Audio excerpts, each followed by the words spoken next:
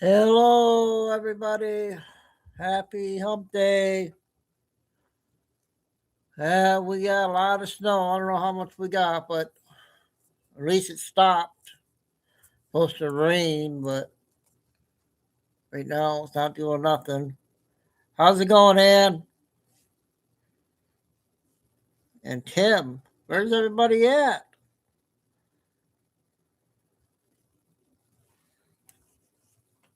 Yeah, I know it's holidays right now, so from here on till the rest of the year, everybody's gonna be busy with the holidays.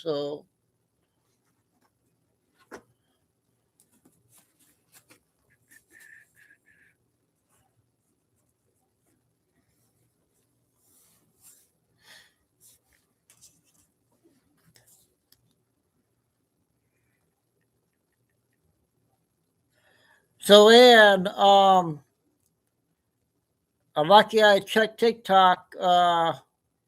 She came out with one today. Oh wait, what's today's date? Up to 10th. Yep.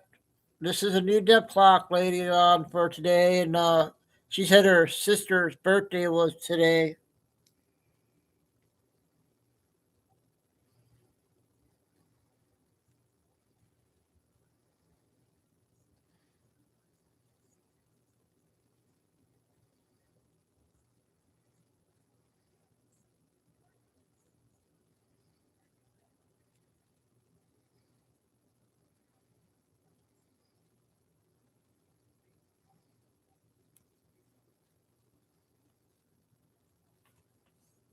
Hey, Paul.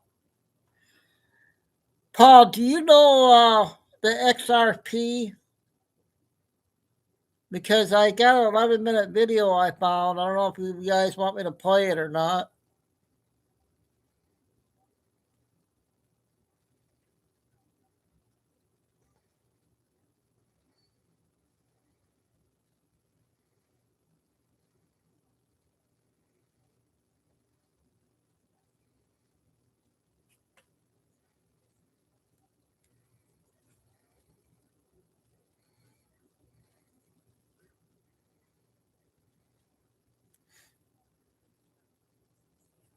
Okay. Yep.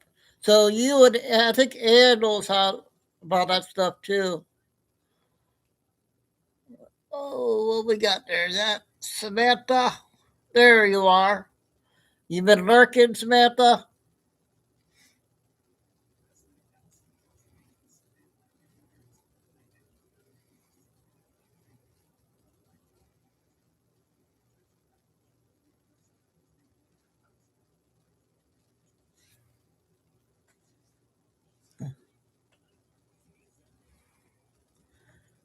Yeah, we got a lot of lurkers. Dave, Greg, Chris, or Dave, Greg, David.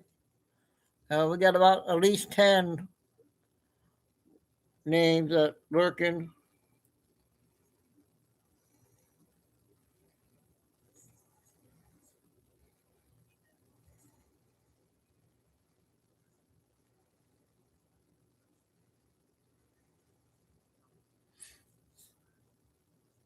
and there's Carol.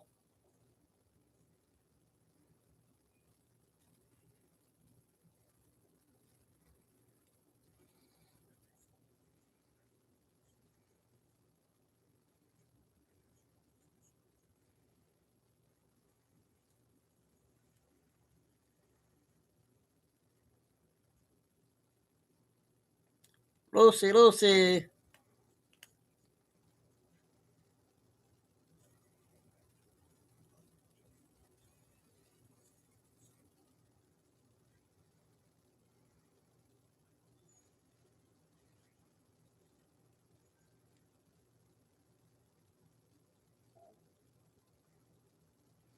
Oh, this is odd.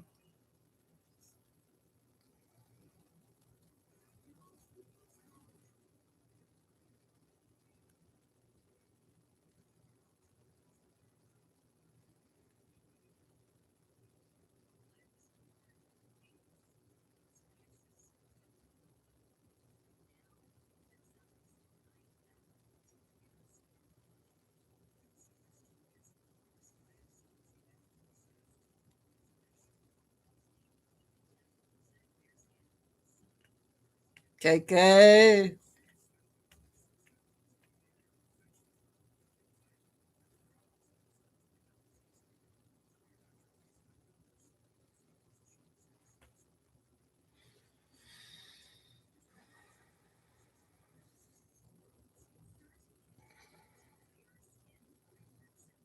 Wow. Figures. Okay. Q just came out. I guess 5 soldiers got shot. Did anybody hear about that in Georgia? What's up, family? Welcome back.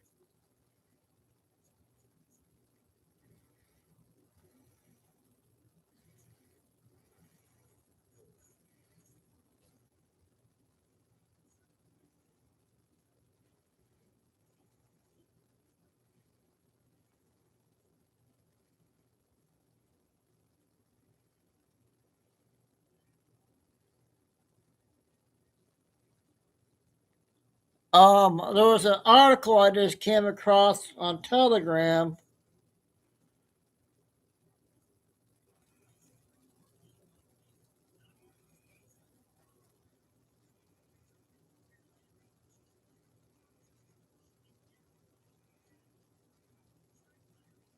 I'll share that one first.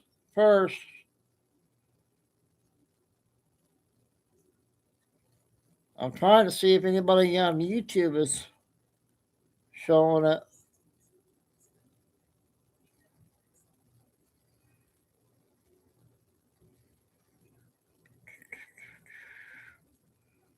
I don't.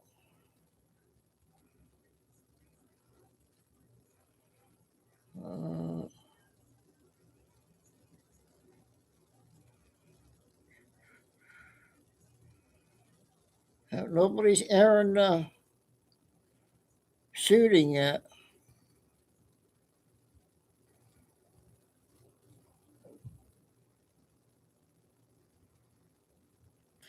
Okay, we will go ahead and get started.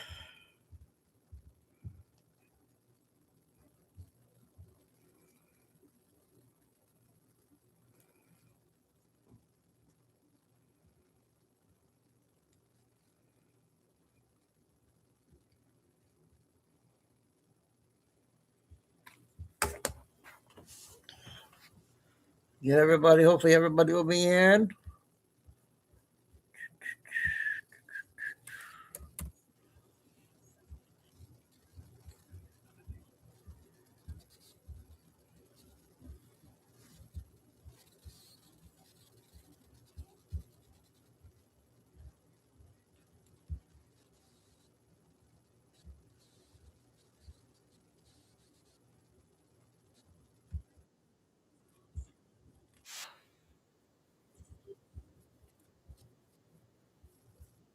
Looking at this, Fort Stewart is located about an hour southwest of Savannah. And you heard me mention previously that authorities in Savannah are offering their help along with situations that has accumulated so much around because of its proximity to areas. So the base is on lockdown. It remains so. 5 people are injured. No person is confirmed dead at this point. So we pray that remains the case. We are monitoring the situation. We'll bring you any new information. Fort Stewart is located, again, not far from Savannah. It is home to the U.S. Army's 3rd Infantry Division. Thousands of soldiers and their family members are assigned to this base. There are elementary schools both on post and off, and those elementary schools have been put on a hard lockdown on post, a soft lockdown as you feather out away from the post. The Associated Press says this is the largest Army post east of the Mississippi River. Wow. That was big news, huh, you guys? We'll keep an update on that. If we get any more information.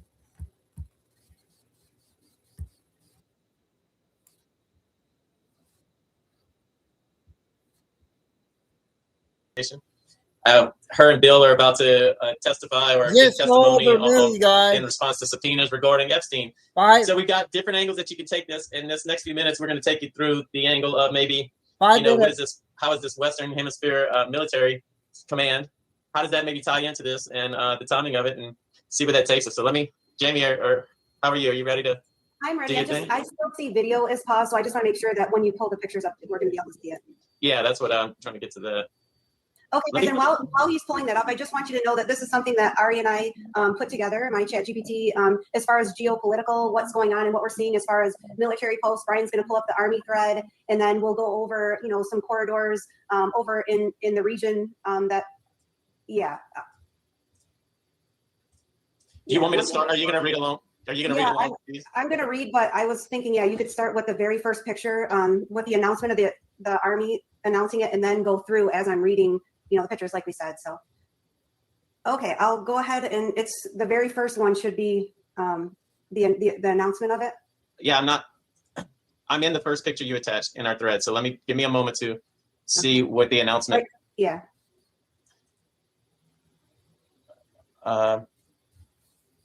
Maybe it just went backwards, but it's the very first one that says that they're announcing it. Okay. This introducing? Yes. Okay. I don't know how. I'll go ahead and start. Okay, family. So we're walking directly into, as you can see, part of the creator's plan that is unfolding in real time right in front of our eyes. The Western Hemisphere just shifted, and the U.S. Army did not announce this yesterday by accident. Today, we are connecting major threads: Monroe Doctrine, Venezuela Gate, and why it's activating now. The Western Hemisphere Command is basically the Pentagon saying the Americas are no longer passive theater. We are taking the board back. Why now? Cartels have military-level networks. Venezuela is a foreign-backed narco state. China and Iran are embedded in Latin America. What is it called? This new? Trafficking routes have become a national security threat. This is the Monroe Doctrine coming back online after decades. And last night, the announcement came from the United States military, the United States Army. The Monroe Doctrine is simple. No foreign power gets to influence or destabilize the Western Hemisphere, period. So why now? Because the doctrine is being digitally updated, militarily reinforced, strategically activated, and placed back into operational use. Here's the part most everyone overlooks. These aren't random locations. They're from an energy corridor, both geopolitical and spiritual. Look at the alignment. Mexico, Gulf of Mexico region, now fully America-controlled. Venezuela, French Guiana, Caribbean roots. Whoever controls this corridor controls the energy flow, the flow of people, communication lines, shipping lines, drug and trafficking networks, military access routes. This is exactly why WHC was formed now. Venezuela isn't just a country, it's a gate, a choke point. If you clean out Venezuela, the entire narco terror structure collapses. Drug pipelines, trafficking pipelines, cartel financing, money laundering networks, foreign intelligence presence. This is why the Army is stepping in. This is why the compromised senators are being exposed. Here is the architecture of why Venezuela matters. Every line on this diagram represents energy flow, economic flow, informational flow, smuggling flow, and military influence flow. And when a gate collapses, the entire global structure above it collapses too. This is why the timing matters. This is why disclosures are accelerating.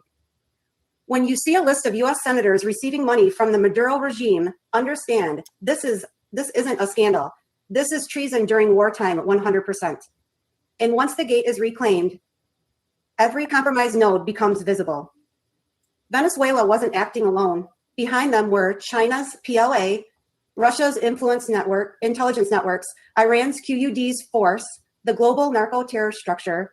This is why Monroe is back. This is why the timing matters. Also, the lunar window. Just like geopolitical moves through gates, so does consciousness. The lunar activation this week didn't cause the geopolitical movement. It revealed it. Here's the real story in one line. The U.S. just reclaimed operational authority over the Western Hemisphere. That shifts military timelines, disclosure timelines, economic timelines, trafficking takedown timelines, and political exposure timelines. This is the hinge moment. So when people ask, why is the Army posting this now? The answer is because the entire chessboard just flipped. And we, the rising family, we get to understand it real time with clarity, coherence, and zero fear. Stay awake, stay kind, stay coherent, future-proofs past friends, and the map is finally updating. I'll yield. Okay. How was that one, you guys?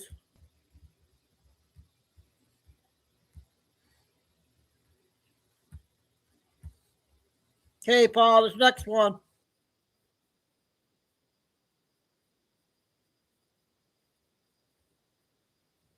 Video, I want to give you my exact game plan expectations here in the immediate short term, because obviously, guys, today is a very important day for the whole crypto market. I'm also going to give you my broader outlook here for XRP specifically, because I came across a very important metric that is flashing something very interesting right now that you need to be aware of if you are currently invested in XRP or in the crypto market. So without any further ado, guys, as always, don't forget to like the video, because there isn't much retail interest right now. So if you're still watching these videos, big shout out to you, and let me get straight into it. So this is XRP's daily time frame, and you can see that price is getting compressed here inside of this apex. We have this downward resistance line here in white with multiple touch points, and we also have this upward support line, and there isn't much space left here within the pattern. So literally within the coming 48 hours, XRP is going to choose a direction,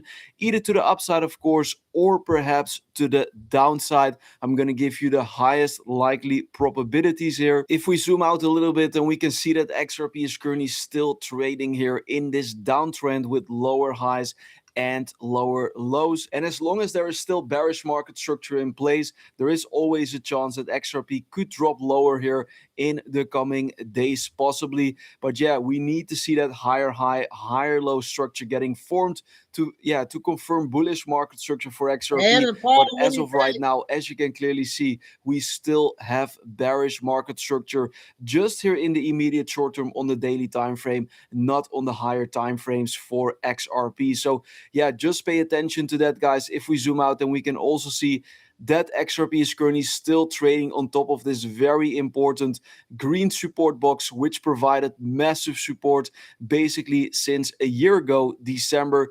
2024. And as long as we're holding support here, I would say between $1.90 or so and the $2 range, there's actually nothing to worry about, and a potential bounce to the upside could still be on the horizon here for XRP. So yeah, as I said, within the coming 48 hours, XRP will choose a direction here. And if you want absolute confirmation of bullish market structure once again, then simply wait for a break above roughly $2.20 with at least a daily candle for XRP, because you can see that if we take a look at this entire range going all the way back to December last year, and the highest amount of volume was actually traded around $2.20 for XRP. So if you break that level, then that would confirm bullish market structure with higher highs and higher lows, and that would also confirm a break above the most important resistance area of the past 365 days for XRP. So pay close attention to this, guys. Today is a very important day, because yeah, in just a few hours here from the point of recording, we will have the next FOMC meeting where the Fed will announce the next interest rate decision, and Fed Chair Jerome Powell is going to give a press conference.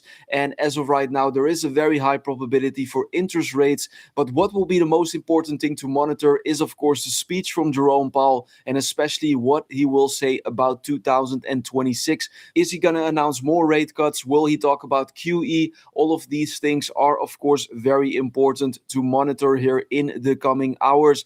And yes, historically, if we look at the past FOMC meetings, then in most cases, we saw a significant rally into the meeting and a significant dump after the meeting. So yeah, will something similar happen this time around, or will it perhaps be different? That is, of course, very interesting to monitor here in the coming hours. Furthermore, if we take a look at this comparison between Bitcoin on the left-hand side of your screen and XRP's price action on the right-hand side of your screen, then you can see that the market structure of XRP currently looks very similar to what we have seen for Bitcoin in 2023, right before a huge move to new all-time highs.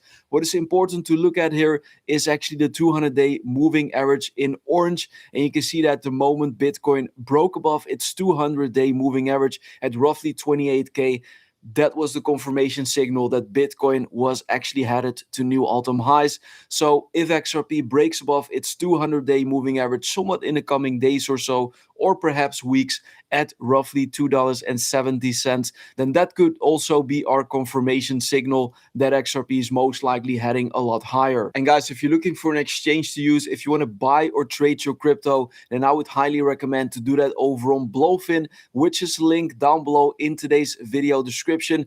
Blowfin is currently offering huge deposit bonuses to my audience exclusively. Basically, the more you deposit onto Blowfin, the higher the reward. For example, if you deposit 500 USDT into your Blowfin account, then you will get a $100 bonus completely for free. But once again, guys, only valid with my link down below. Another huge benefit from my link is that your trading fees are going to be among the lowest in the industry. So check it out if you're interested. And if you want to learn everything about technical analysis, trading view, if you want to get better in spotting buying opportunities, then check out my Chart Like a Pro technical analysis course, which is the first link down below in today's video description. If you click this link, then you will get directed to my Patreon page where you can purchase this course. You can check out the preview first. I put a lot of effort and time into this course because I want to help you guys to become better in technical analysis, to be better in spotting buying opportunities. So if you're serious about this, definitely check it out. First link down below in the video description. And guys, as I always say, it's not just all bullish, it's not just all bearish. There are always two sides of the coin. And if we take a look here at XRP's monthly time frame, down below we have the MACD indicator. I haven't looked at this indicator for a while, but I came across this important bearish crossover on the monthly MACD for XRP, which is actually already confirmed. And you can see that it only happened 2 times in history where we had a bearish crossover on XRP's monthly MACD. In both cases, it led to significant downside there. The first one was in 2019. The bull market peak was already in. We had some downside in a couple of months, and then eventually we had the bearish crossover for XRP on the monthly MACD, and that eventually led to minus 84% in the following months. The same thing here in 2022. The bull run peak was actually already in 2021. We had some downside for a few months, but eventually in 2022 we got a bearish crossover on the monthly MACD, and unfortunately that led to more downside in XRP's price action. Right now also, yeah, the peak was actually already in for XRP a few months ago, and right now we are once again seeing that bearish crossover. So yeah, will it be different this time around? Or is this a bearish signal that we should all take very seriously and that we should all take into consideration? Well, guys, obviously I can't predict the future. I'm just here to share the data with you. For example, there's also a bullish possibility where price is still going to head to the upside here in the next few months or so, because yeah, we are significantly oversold.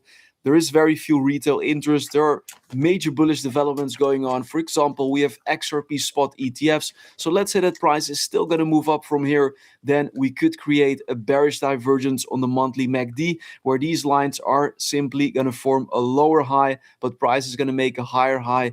And that could be, yeah, a bearish divergence where eventually we are going to see a more significant correction for XRP. But yeah, that could be the most bullish case scenario. But all in all, this is definitely a signal to take very, very serious for XRP.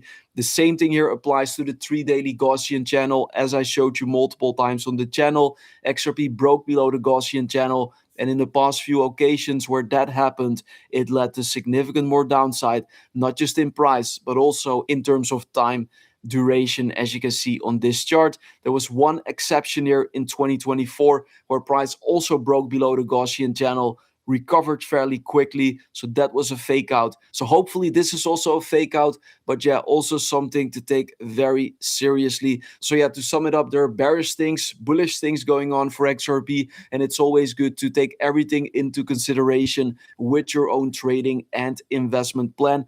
Personally, if you ask me, I'm still bullish. I still think that price will rally significantly to the upside, but I, of course, can't guarantee you that. Here's also an interesting metric. The 1 million to 10 million XRP coin holders offloaded 330 million XRP in 4 days, and this was all observed by 10 to 100 million wallets. So whales are actually scooping XRP up from the sellers. This yellow line are basically the 1 to 10 million XRP holders, and this red line, the 10 to 100 million holders. And you can clearly see that they bought up the XRP that those people sold. So yeah, that is also an interesting development. And also here we can see that 1.32 billion XRP left exchanges in 30 days. Significant buying pressure here on the Binance exchange for XRP. So yeah, someone is buying the dip, perhaps institutions, the ETFs, who knows, guys, but someone is definitely scooping up XRP at these cheap prices right now. And the last metric that I want to show you here is that futures trading volume on major centralized exchanges dropped significantly from October to November. You can see that futures volume on almost all exchanges dropped drastically. And also, if you look at the spot trading volume of major centralized exchanges, also huge drops here across the board, which shows me that there isn't much retail participation going on. And historically, we do know that whenever there is no retail hype, it is usually a very, very good buying opportunity, especially if we look at the fear currently in the market. So yeah, all eyes on this pattern here for XRP in the coming hours or days. Let's see if we can expect a breakout here for XRP, and also all eyes on this upcoming FOMC meeting in just 2 hours here from the point of recording. That was it for today's video, guys. Don't forget to smash up the like button if it was. So I asked Paul and Ann, because sometimes people were asking about that stuff, and they said play it. So now we got the new death clock. Finally.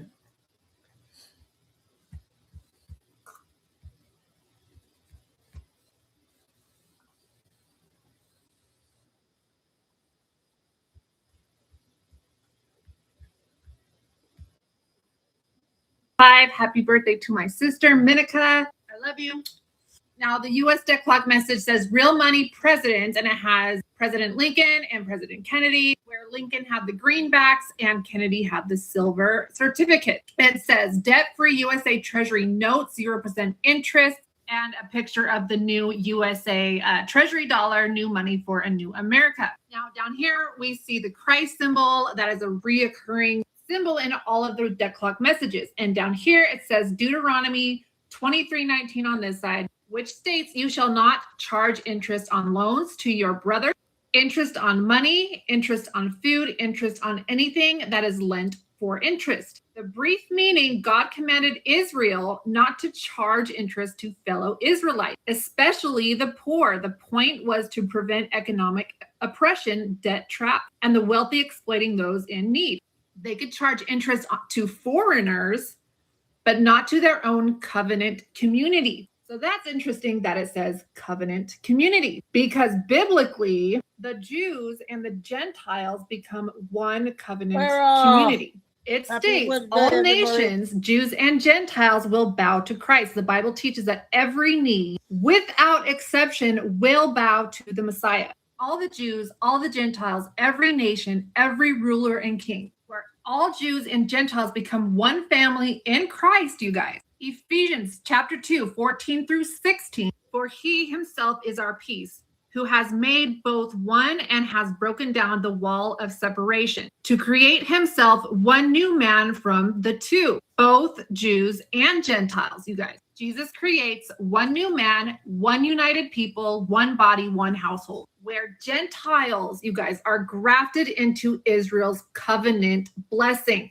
Romans chapter 11, verses 17 through 24, Paul says Gentiles are grafted in among them and share in the root and fatness of the olive tree. The olive tree represents Israel's covenant with God, meaning Gentiles become part of God's covenant family. Jews remain the original branch.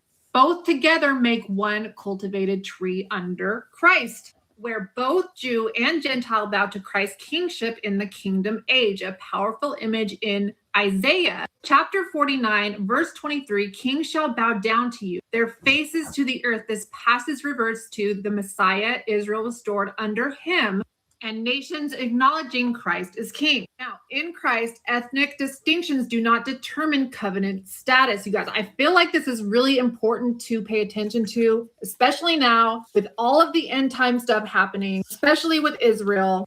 Right now, there is a clear separation between the Jews and the Gentiles. When I say Gentiles, I mean non-Jews that are believers in Christ. But in Galatians chapter 3, 28 through 29, it says, there is neither Jew nor Greek, for you are all one in Jesus Christ. And if you are Christ's, then you are Abraham's seed and heirs according to the promise. So Jews remain Jews, Gentiles remain Gentiles, but spiritually, covenantally, and in salvation, they are one in Christ. Both bow before the same king and both receive the same inheritance promise, you guys. So what we're seeing with Israel and America right now is very interesting because it is biblical. Now, with all of that being said, okay, I know that was a lot, but going back to what's happening with silver right now, silver broke the all-time high of $60 yesterday. And something has been telling me to research Haggai. The last few days, I've been researching Haggai, and that's what I posted here whenever silver broke $60 was in Haggai chapter 2, verse 8, it says, the silver is mine and the gold is mine, saith the Lord of hosts. And Echo posted this and it reminded me there's something about this that I need to pay attention to because we've always been wondering who this guy is. And he's carrying a sign that says, will work for food, fiat currency, but they're crossed out. And then it says, I will work for gold, but I prefer silver. When I'm researching Haggai, it's very interesting that this guy is carrying every photo that I see of him, he's carrying like a scroll or a sign with some language on it, like this picture, for example. And what is interesting is that what the sign says is that same verse. Mine is the silver and mine is the gold. Now, Haggai in the Bible is all about building the temple and putting God first, okay? And the U.S. Decalogue has always been referencing the temple, you guys, okay? Now,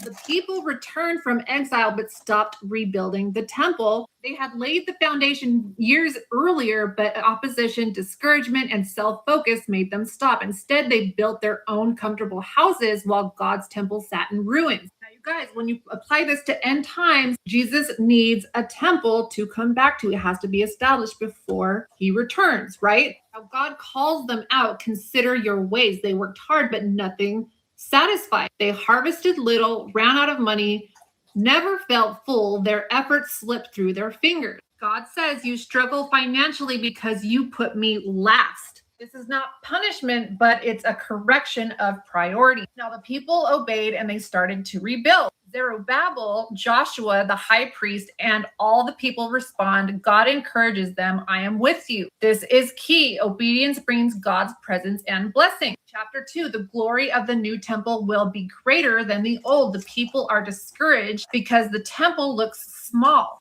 Anyone who remembered Solomon's glorious first temple felt the new one was nothing in comparison. God reassures them, be strong, work, I am with you. My spirit remains among you. And there is a future prophecy, you guys. God will shake the nations. God says he will shake heaven and earth, and the desire of all nations will come, interpreted as Messiah. I will fulfill this house with glory. The glory of this latter house shall be greater than the former. This points to Jesus entering the second temple, bringing a glory far greater than gold or stone. Now, God explains that holiness is not contagious, but corruption is contagious. The people's disobedience had made their work unclean, which is why their harvests suffered. Now that they obeyed, God declares, from this day forward, I will bless you. The final prophecy, Zerubbabel, becomes a sign of God's future kingdom. God tells Zerubbabel he will overthrow nations. He will establish his own kingdom. Zerubbabel will be like God's signet ring.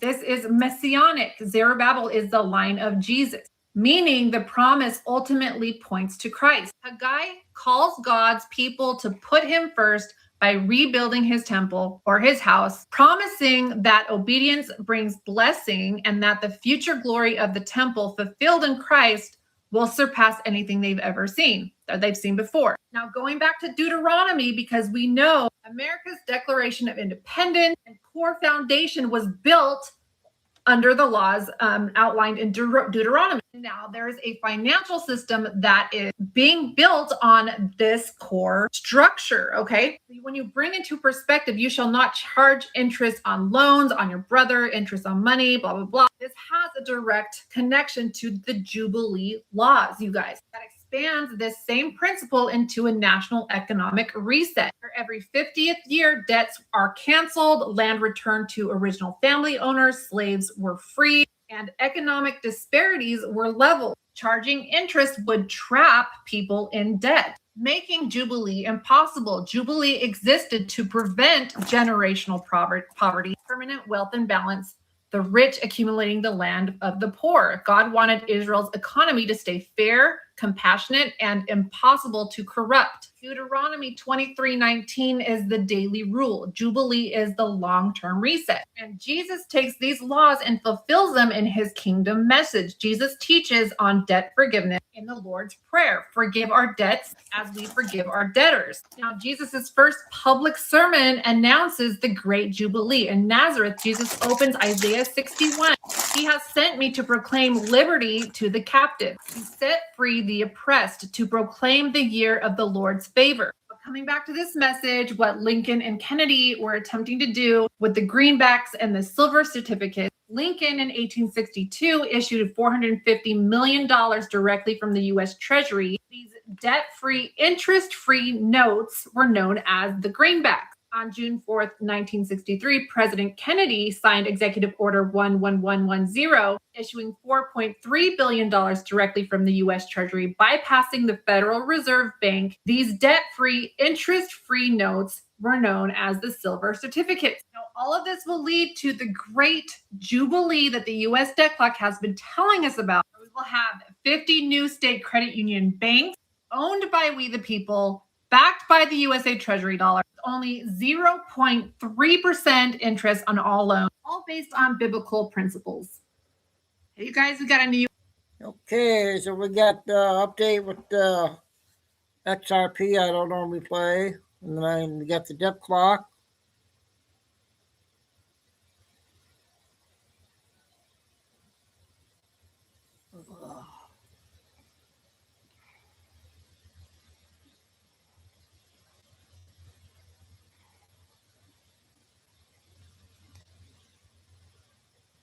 Mark, welcome. Is this your first time in here? Is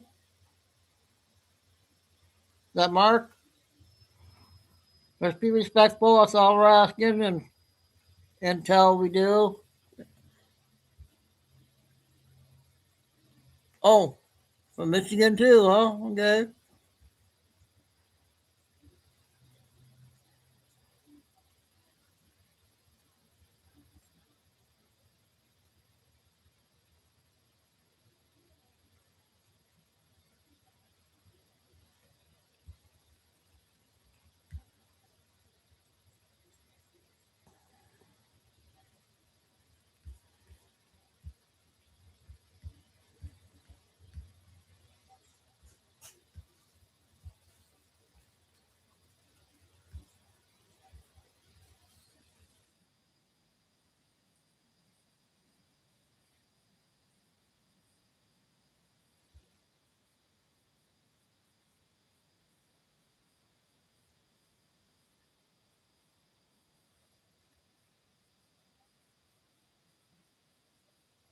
Logical argument because they can't.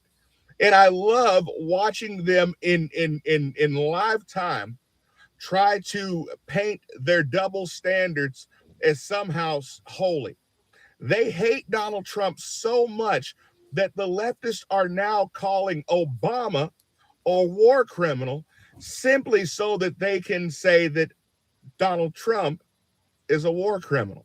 So we'll get into this really quick. So last night on CNN, Scott Jennings, if you guys know who Scott Jennings is, he's I think to my knowledge, one of the only true conservatives on that network.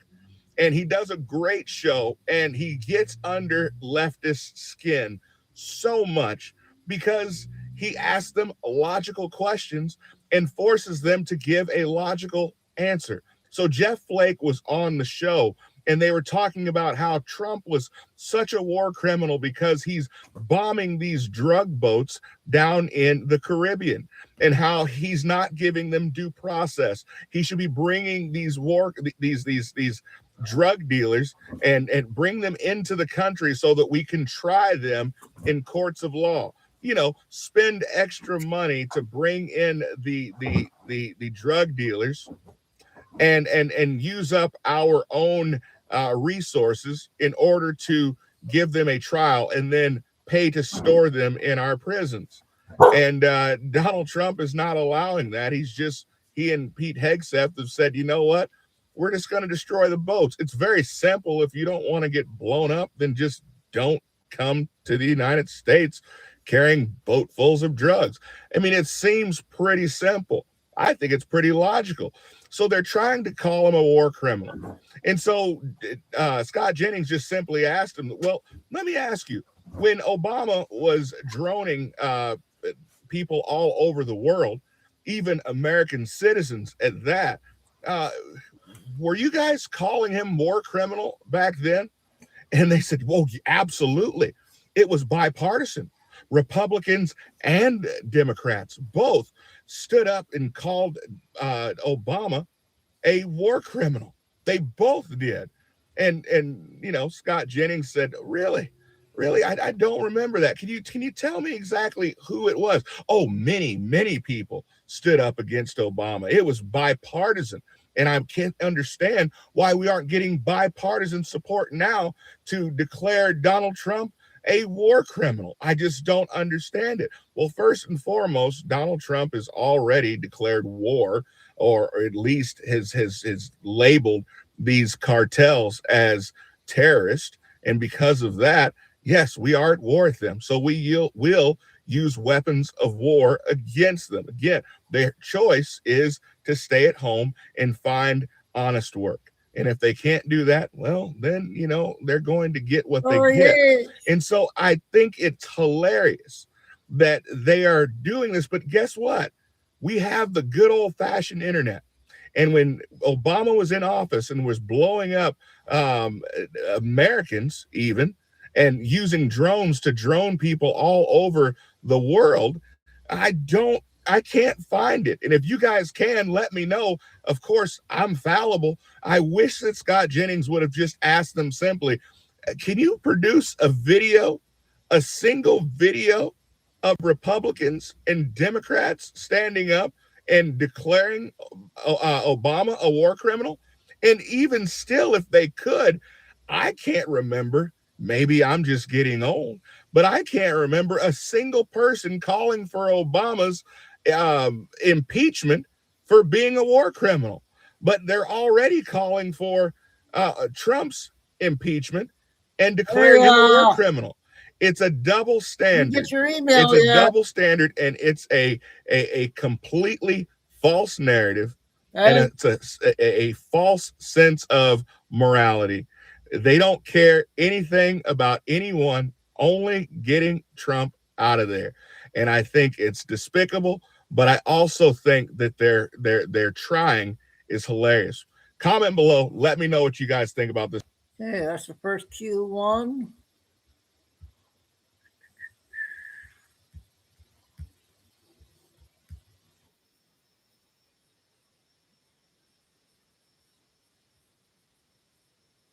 Why didn't they show up?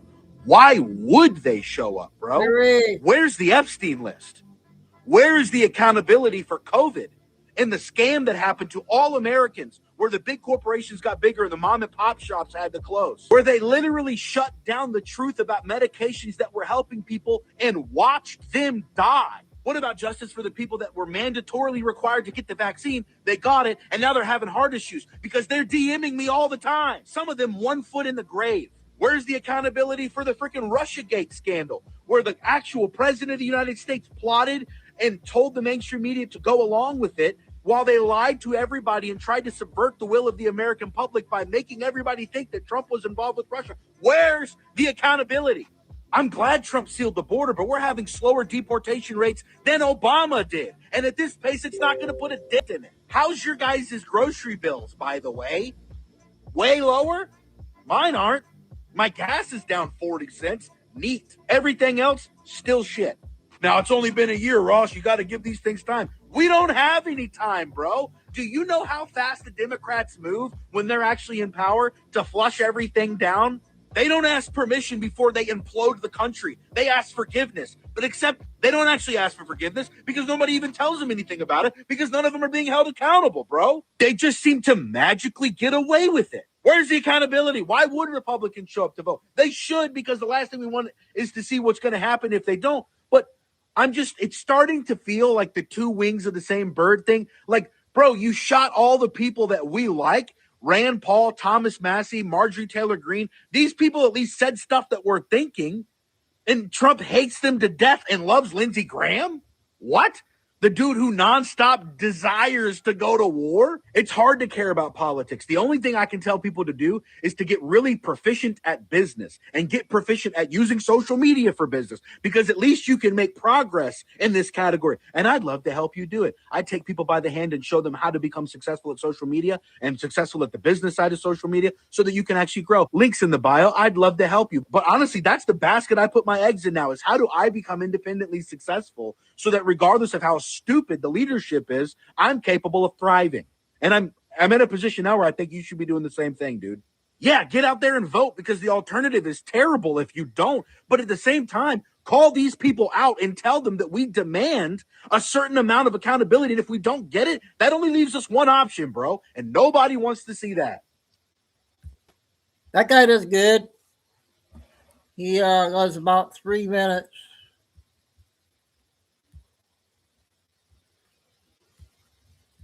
So did you guys hear on this afternoon on who was on Fox?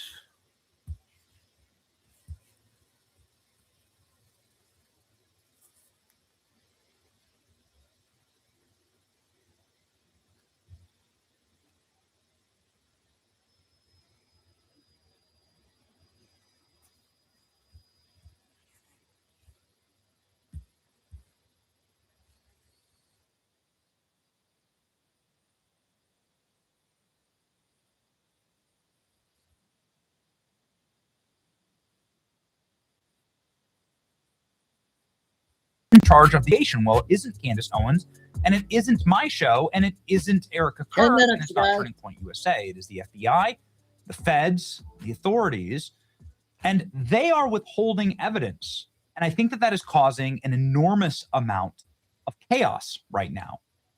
And so I would very much like to use this moment to call for the FBI to have weekly or monthly, or maybe just like one really big press conference where people can ask questions about this ongoing investigation and soon to be trial. But we're going to have to wait until next summer in order to get a trial. And the judge is already trying to limit media access to that trial. They may even strike down all cameras inside of the courthouse. It's not looking good. And so what that's going to do is it's going to spawn more theories, some of them wild and totally evidence-free, about what actually happened that day. And of course, nobody trusts the federal government. And so now's the time to prove it. Come forward with all the evidence. Screw it. If Tyler Robinson is guilty, come forward with everything. Show the American people. Do the actual trial by releasing the evidence. They do this a lot for a lot of different people. Diddy, Sam Bankman-Fried. You know, you go out and you actually demonstrate how tight your case is. Go do it. I ask of that because we are close to the Kirks, because I work with Turning Point, and because I want there to be a pressure release valve. I want the temperature to be lower on this front, because you can see the kind of damage that it's doing to people who I consider friends. One of them is Erica Kirk. Erica Kirk finally snapped on Fox News Live seconds ago. She went scorched earth against the people that are trying to monetize Charlie's death for their gain, attacking the Turning Point USA family, those who are close to Charlie. Obviously, we've been attacked, and that's just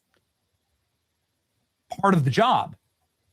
I'm not sitting here claiming to be a victim. What I am sitting here saying is that there have been a ton of people, Erica, my wife, our family, her family, a ton of different families, that have been wildly slandered, demonstrably defamed, and maliciously attacked with lies over this. And so that is why I call for people in the federal government who are in charge of this investigation to release everything they have. Here's Erica Kirk, ladies and gentlemen, speaking from the heart. It's painful to watch. Here you go. Talk to me about this part of the conspiracies that are out there, this disturbing part that people are trying to guess where Charlie is. Can I have one thing? Can I have one thing? Can my children have one thing? Everything was public. We will be building the most beautiful memorial for my husband at Turning Point USA, and it will be for the world to see, and it will be spectacular, and it will have basically museum style for our Charlie, for my Charlie. But can I have one thing? Can my babies have one thing where we hold it sacred, where my husband is laid to rest, where I don't have to be worried about some secular revolutionary coming and destroying my husband's grave while my daughter is sitting there praying? One thing. This is my husband. Yes, he was Charlie Kirk to the world, and I know so many people love my husband, and I am grateful for that, but this is my husband, and I want to be able to have one thing left that is sacred to our family, to my in-laws, to my babies, and to my parents. One thing. What are they taking from you right now? Nothing. But I will tell you what they are doing. It reminds me so much of chapter 6 in the book of Nehemiah. He is building a wall, and the townspeople are at the base of that hill saying, Nehemiah, calling him all these names, saying all these things, come on down. Every single time he had the same message 4 times in a row. I cannot come down. I am busy building. That is how I feel. I do not have time to address the noise. My silence does not mean that I am complacent. My silence does not mean that somehow Turning Point USA and all of the handpicked staff that loved my husband and my husband loved them is somehow in on it. We are busy building. And you know what I thought? I thought these people are human. We are all grieving in our own way. And they are trying to find the answer to something that happened that was so evil. They are trying so hard. And I get that. We're doing the same. Anytime we hear a lead or anytime we hear anything, we send it to the authorities. Please dig into this. No rock will be unturned. I want justice for my husband, for myself, for my family, more than anyone else out there. So for me, you want to keep telling me to come down while we're building? I don't have time for that. But here's my breaking point on that. Come after me, call me names, I don't care. Call me what you want, go down that rabbit hole. Whatever. But when you go after my family, my Turning Point USA family, my Charlie Kirk Show family, when you go after the people that I love, and you're making hundreds and thousands of dollars every single episode going after the people that I love because somehow they're in on this. Reba here, back to tell you about Realtor.com. With over 500,000 new listings monthly, you can find your... No.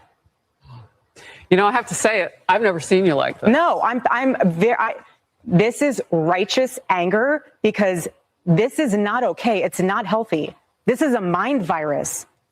Yes, I believe in our judicial system. I do. We have a hell of a team working on this. Excuse my French. Wait, Sharon. But this is not okay. So you want to put these people back in the box where they've been creeping from? I don't care what box you're in. But just know that your words are very powerful and we are human. My team are not machines and they're not robots. They are human. We have more death threats on our team and our side than I have ever seen. I have kidnapping threats. I have, you name it, we have it. And my poor team is exhausted. And every time they bring this back up, what are we supposed to do? Relive that trauma all over again? They watched my husband get murdered. I have no idea how I would have reacted if I was there that day. And thank the good Lord that I did not have to see that happen. But my team, they are rocked to the core. So why every single day do they have to be dragged through the mud, analyzed, hyper-analyzed? You know, the conspiracies that are out there, all of the like. Do you think that there is more of it now because you do shine your light? I mean, did people just expect you would just go away? I don't know what they expected. I don't know what they expected. They pick on you because of your accessories. I mean, I've seen some of it. Oh, yeah. No, at this point, it's what? The conspiracy collection. Get it before Christmas. Like, seriously. You will, if you want to find and pick me apart, go right ahead. I do not care. I don't. This was happening before Charlie was murdered. Both of us have been through the ringer of people will call you whatever they want to call you. They will. But I have seen it firsthand impact the people. You can feel and hear the pain in her voice. And here's all I'll say on this. It is perfectly okay to say that you want the federal government to tell the truth and that you don't trust them. I think that that's actually the logical place to be. It is not okay to attack grieving mothers, innocent families, people that spent their lives trying to build with Charlie, and people who, quite frankly, suffered the very most after Charlie's death. This is a matter of fact. I'm not going to get into it, but there are people who lost so much. And so that's just prima facie evil. So don't do that. It's also obviously something that should be a uniting point for the right, that a leftist with extremist ideologies and a transgender furry boyfriend decided to go kill Charlie. And I've seen no evidence, no hard evidence to the contrary of that. If it exists, please present it. But this should be something that unites us to say, like, they'll kill us all. Like, they'll kill all of us. Shouldn't this be a moment of clarity where we say, yeah, that's worth fighting against together? I think that's what we've been trying to do on this program. I want the feds to come forward, to start to lower the temperature here, because people are truly getting hurt, and they'll continue to get hurt. And it's time for leadership. Hopefully we can provide a little bit on this channel. Thank you. Please pray for Erica and her family. That was a very, very important one there. That was this afternoon, you guys.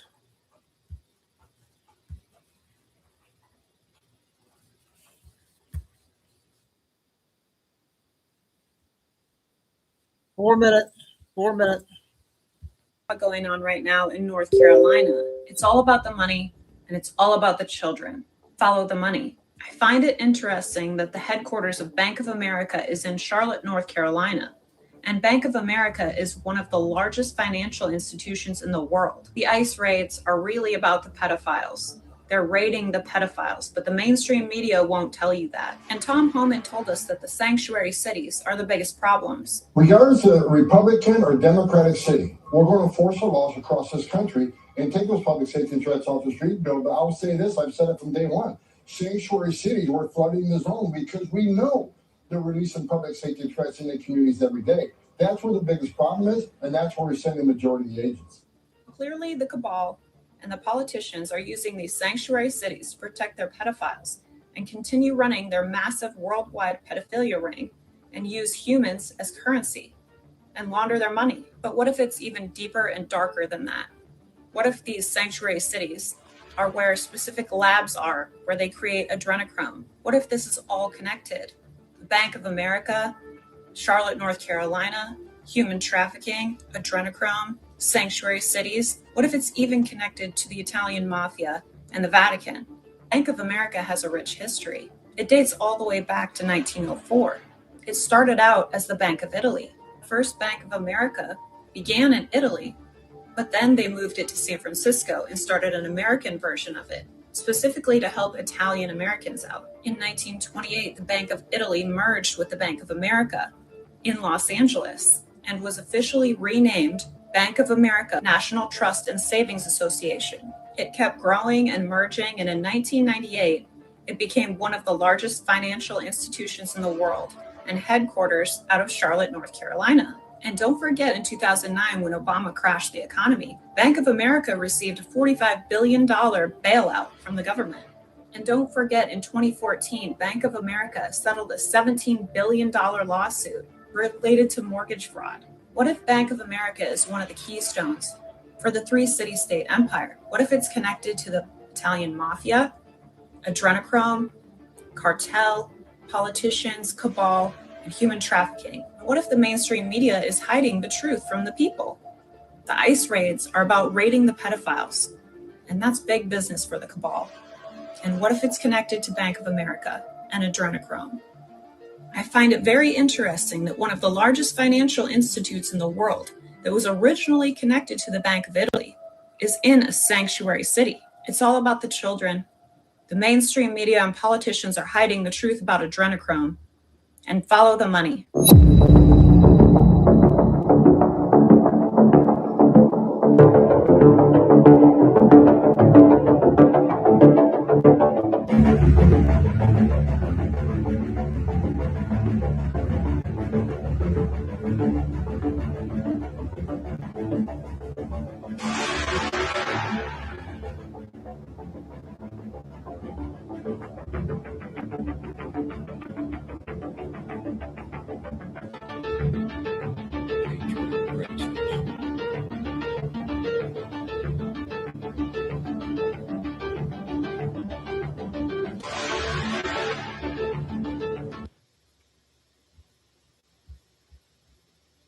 Hey, the next one is from Mike M. Sent it to me on my email. The one older lady there. It's 15 minutes. We'll get to the bigger news here.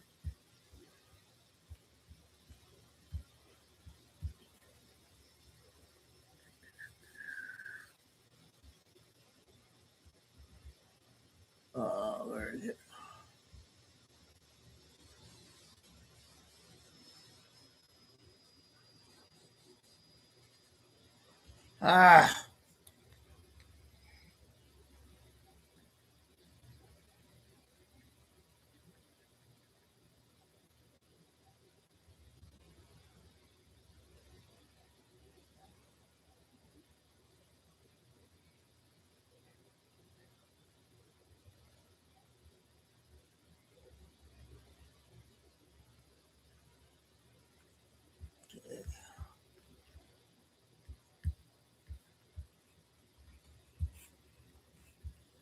Hang on.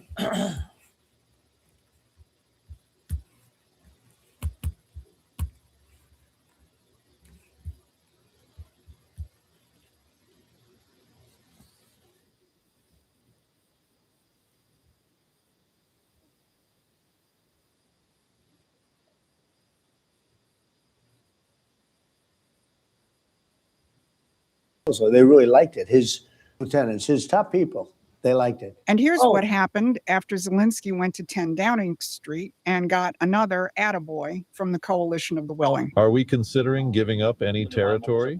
We have no legal right to do so. According to Ukrainian law, our constitution, and international law, we have no moral right to do so either. So Trump said that Zelensky's own people liked the proposal and were ready to negotiate. But Zelensky threw in another roadblock, and it came right after meeting with the British Prime Minister. This isn't the first time. In 2022, British Prime Minister Boris Johnson flew to Kiev, and the then pending peace deal died, and along with it, hundreds of thousands of Ukrainians and Russians. This week, Keir Starmer met with Zelensky, and Zelensky turned around and rejected the current version of Trump's proposal. This isn't coincidence. This is a script written by British geopoliticians, and I have the documents to prove it. Last week, Trump released a national security strategy that threatens 120 years of British imperial policy. The Russians recognized it immediately and welcomed it.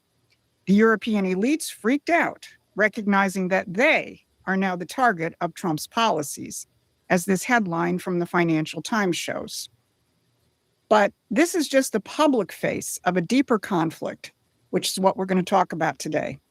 This is Susan Kokinda, and I've been on the trail of British imperial subversion of the United States since the 1970s. For years, people couldn't see it. But what was behind the curtain is now out in the open because of Donald Trump's courage and reassertion of American principles. Before I give you the whole picture, please hit the like and share buttons and subscribe to our channel. Here's what I'm going to show you today: that the US and the United Kingdom are officially in opposition to each other over Russia and Ukraine. Number two, Russia knows it. And number three, so do the elites, which is why some of them are recalibrating their policies. The release of Trump's new national security strategy last week put everyone on notice that the US is done playing by the British geopolitical playbook, which has had Russia in its crosshairs since the 19th century. Trump wants the current war over and not on terms favorable to Zelensky, and he told him so plainly. Well, he's going to have to get on the ball and start accepting things, when you're losing, because you're losing. But the civilizationally failing Europeans won't let it end, which is why Zelensky came out of his meeting with Starmer, Macron, and Merz with new demands, all of which are non-starters. Why? Because this isn't about Ukraine. This is about two completely different versions of how the world should work. And they're spelled out in black and white in two national security strategy documents. Let's line them up. Last week, Trump's national security strategy made headlines everywhere. But what did the media not tell you? That Britain had released its own national security strategy in June, presented to Parliament, quote, at the command of His Majesty. Notice something about that? By command of His Majesty. That phrase isn't ceremonial, it's constitutional, and this isn't just government policy. This comes from the Crown itself. So I'm going to show you direct contrasts from these documents. Pay attention not just to the words, but to the entire worldview that they represent. First, concerning NATO expansion in Russia, the Trump strategy explicitly calls for, quote, ending the perception and preventing the reality of NATO as a perpetually expanding alliance. And the Trump doctrine continues, aiming to, quote, prevent unintended escalation or expansion of the war and reestablish strategic stability with Russia. The UK national security strategy, it identifies, quote, the most acute threat as that posed by Russia. And then it calls for, quote, strengthening NATO and fortifying Ukraine. One strategy stops NATO expansion and seeks stability with Russia. The other strengthens NATO and keeps Russia as enemy number one. But it's in the broader vision where the real clash emerges. Prime Minister Starmer, in his introduction to the British document, declares, strength remains the only effective response toward tyrants like Putin. And we stand unashamedly for freedom, democracy, and internationalism. And here is Trump. The United States will unapologetically protect our own sovereignty. This includes preventing its erosion by transnational or international organizations. My energy bill dropped from $150 to $50 by doing this. My friends laughed at me when I spent $49 on a power saver device that could cut my energy bill in half. They thought I got scammed. But when I showed them my super low energy bill, they were blown away. Check that out. This is our... So Starmer champions internationalism.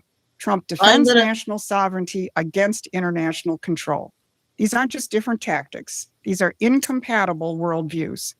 And the entire British document is an exercise in the failed policy of the entire post-Cold War period, which the Trump strategy denounces, saying, after the end of the Cold War, American foreign policy elites convinced themselves that permanent American domination of the entire world was in the best interests of our country. The idea, where the United States is the dumb giant for British imperial policies, was perpetuated by American neocons, by people like Tony Blair, and the entire Anglo-American foreign policy establishment. And Donald Trump has just declared that it's over. This terrifies the British establishment because if America stops playing global enforcer for the rules-based order, their entire system is going to collapse, and their 80-year run of Anglo-American imperial control is going to come to an end. For decades, the architects of the old system have controlled the narrative.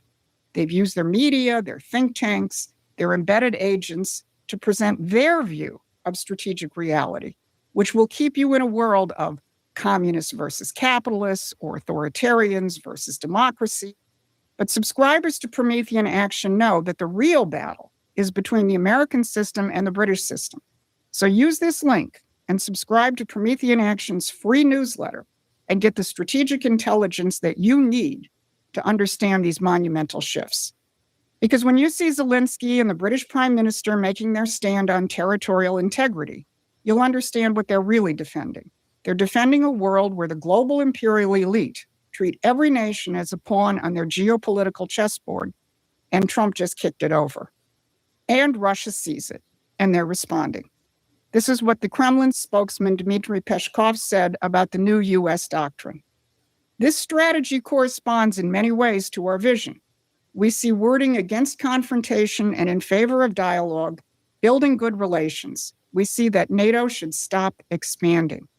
So for the first time in a decade, an American national security strategy is ready to treat Russia as a nation with legitimate interests and not a perpetual enemy.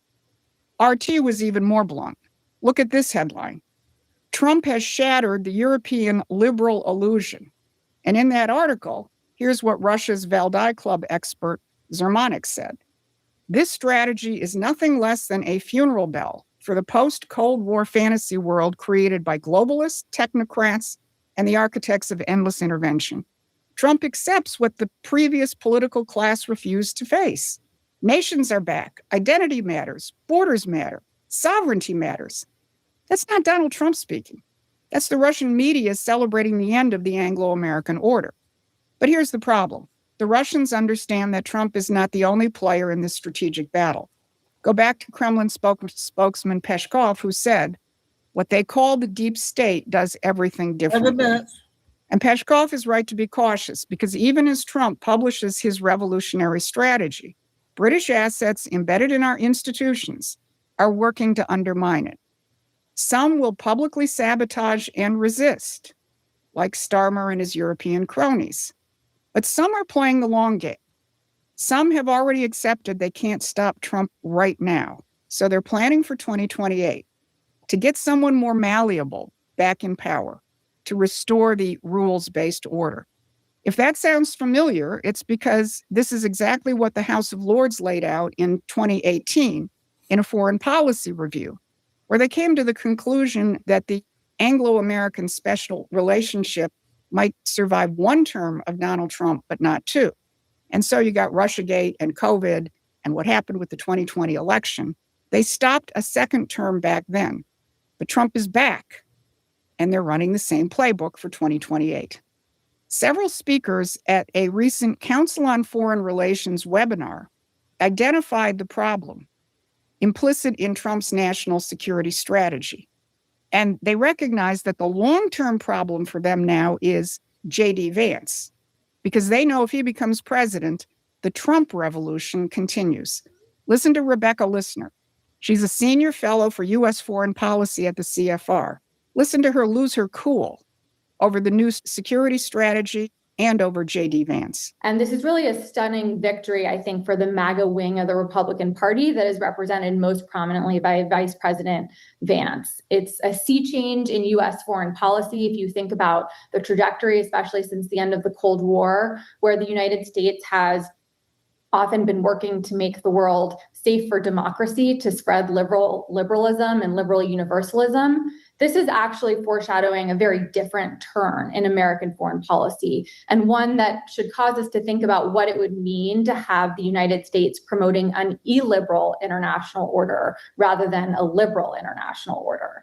And the last thing I'll say about this is that this MAGA turn is unlikely to end with Trump. I think it presages what a Vance foreign policy might look like and what a future Republican president might do in order to use U.S. power to make the world safer for illiberalism.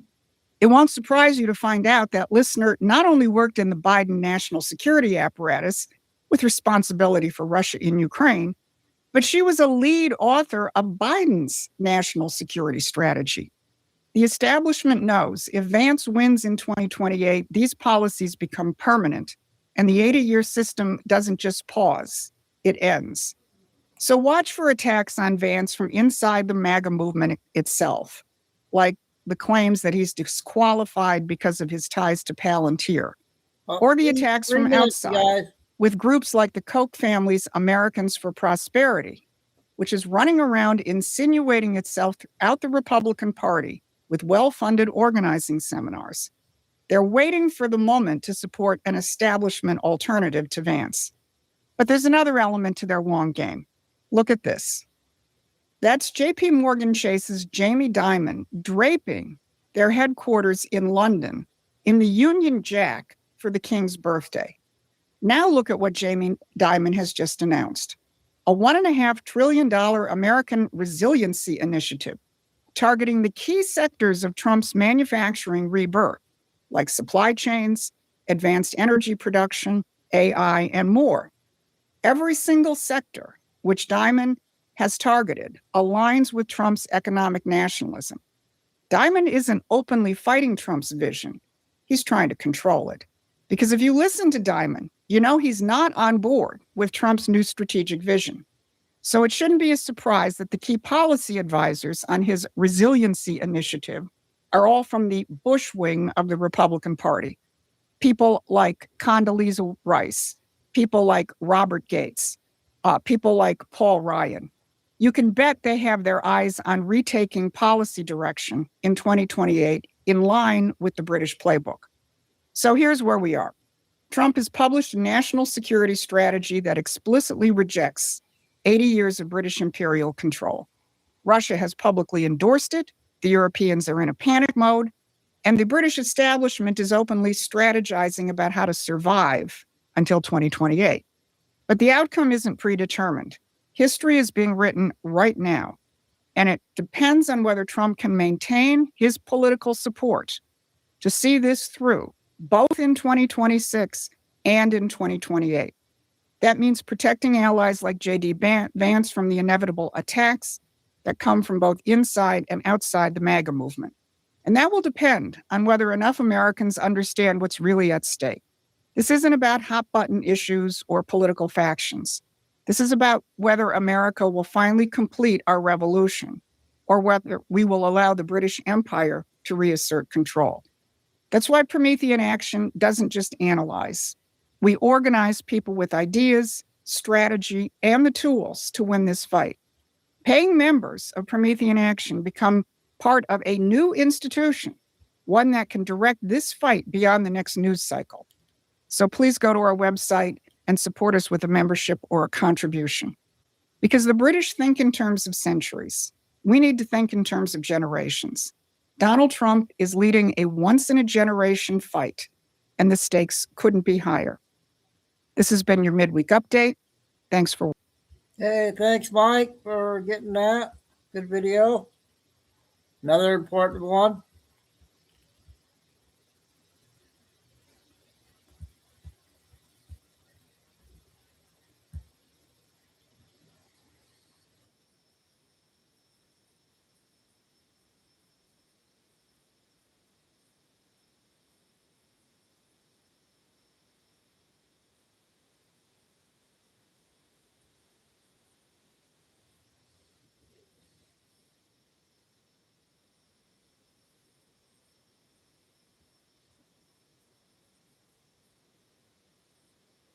You guys.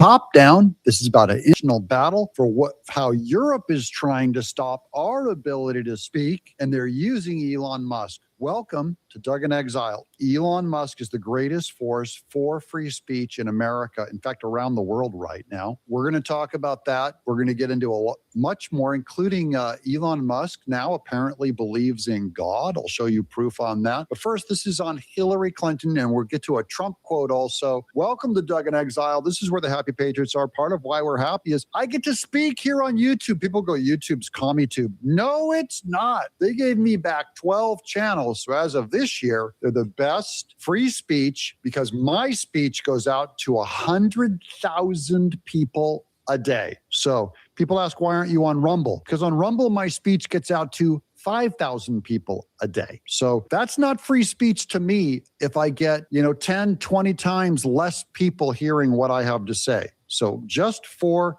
penetration, YouTube wins. Hillary on free speech, how she's an absolute danger to the free speech isn't a free fall in Europe. There are two anti-free speech movements that have coalesced.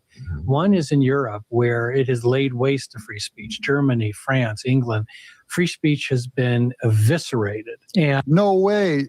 Free speech been eviscerated in Germany again? By the way, I'm allowed to make fun of the Germans because I'm part German. I despise Germany. And also places like Canada. The U.S. anti-free speech movement began in higher education, then metastasized throughout the government. But this has all reached our shores now. The Berlin World Forum followed the remarks of Vice President Vance on free speech, and the EU was red hot. They gathered in Berlin, and it was the most anti-free speech gathering I've ever been part of. There's only two of us from the free speech community, and they are committed. And Hillary Clinton was there, and she really fueled the anger. I mean, she when Twitter was purchased by Elon Musk, she called on the EU to use the infamous Digital Services Act, that's Hillary Clinton called on EU to use the Digital Services Act, which is not even American law. This is one of those international laws they're always trying to push on America. She should go to jail just for that alone. One of the most anti-free speech pieces of legislation in decades. And she called upon the EU to use the DSA to force the censorship of American citizens, force people like Musk to censor. It's an extraordinary act by someone who was once a presidential candidate in the United States.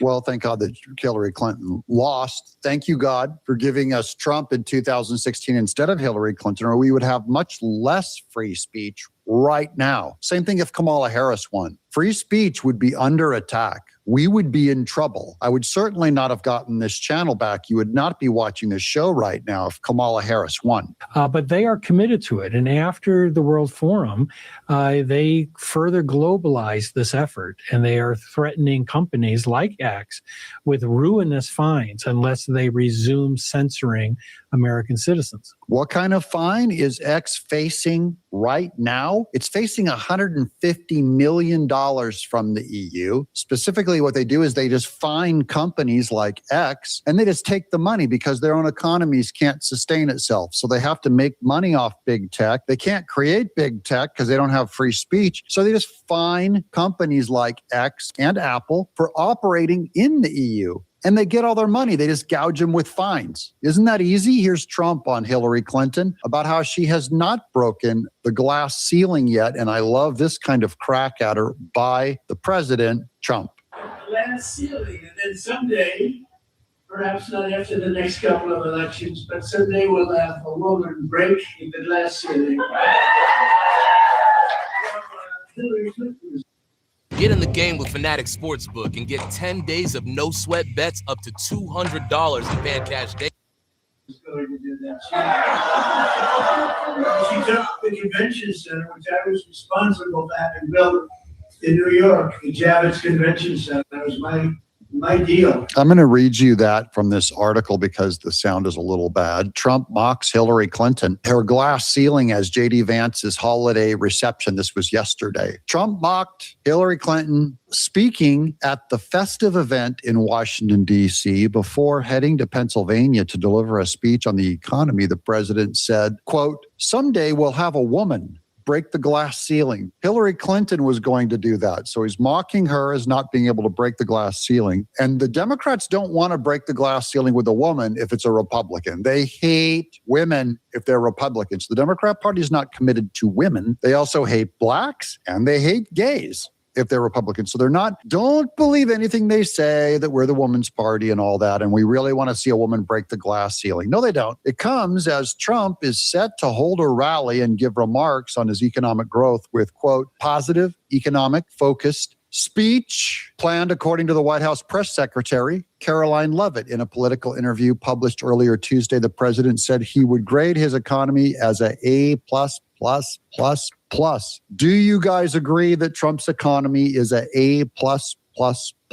And next up, I've got this urgent message from our sponsor chapter, which, speaking of free speech, they support this channel. It takes a huge risk to back up my career by having chapter sponsor us. Oftentimes, companies will get a lot of flack. They'll try to cancel them, especially the LGBTQ movement will try to destroy them for doing business with me. That's been going on now for 15 years, guys. So credit to Chapter, give them a call, especially if you're aging into Medicare coverage and you're turning 65. Anytime recently or in the near future, if you're going to turn 65, call Chapter. You're going to call this number at the bottom of the screen and get a little help from them. But let me continue this real quick. The clogged phone lines, those are things of the past over at Chapter now. So if you weren't able to get in, give them a call, especially if you've gone to the Medicare.gov website where they gave you false information and got you on the wrong plan. So all through Q1, they're going to continue to help you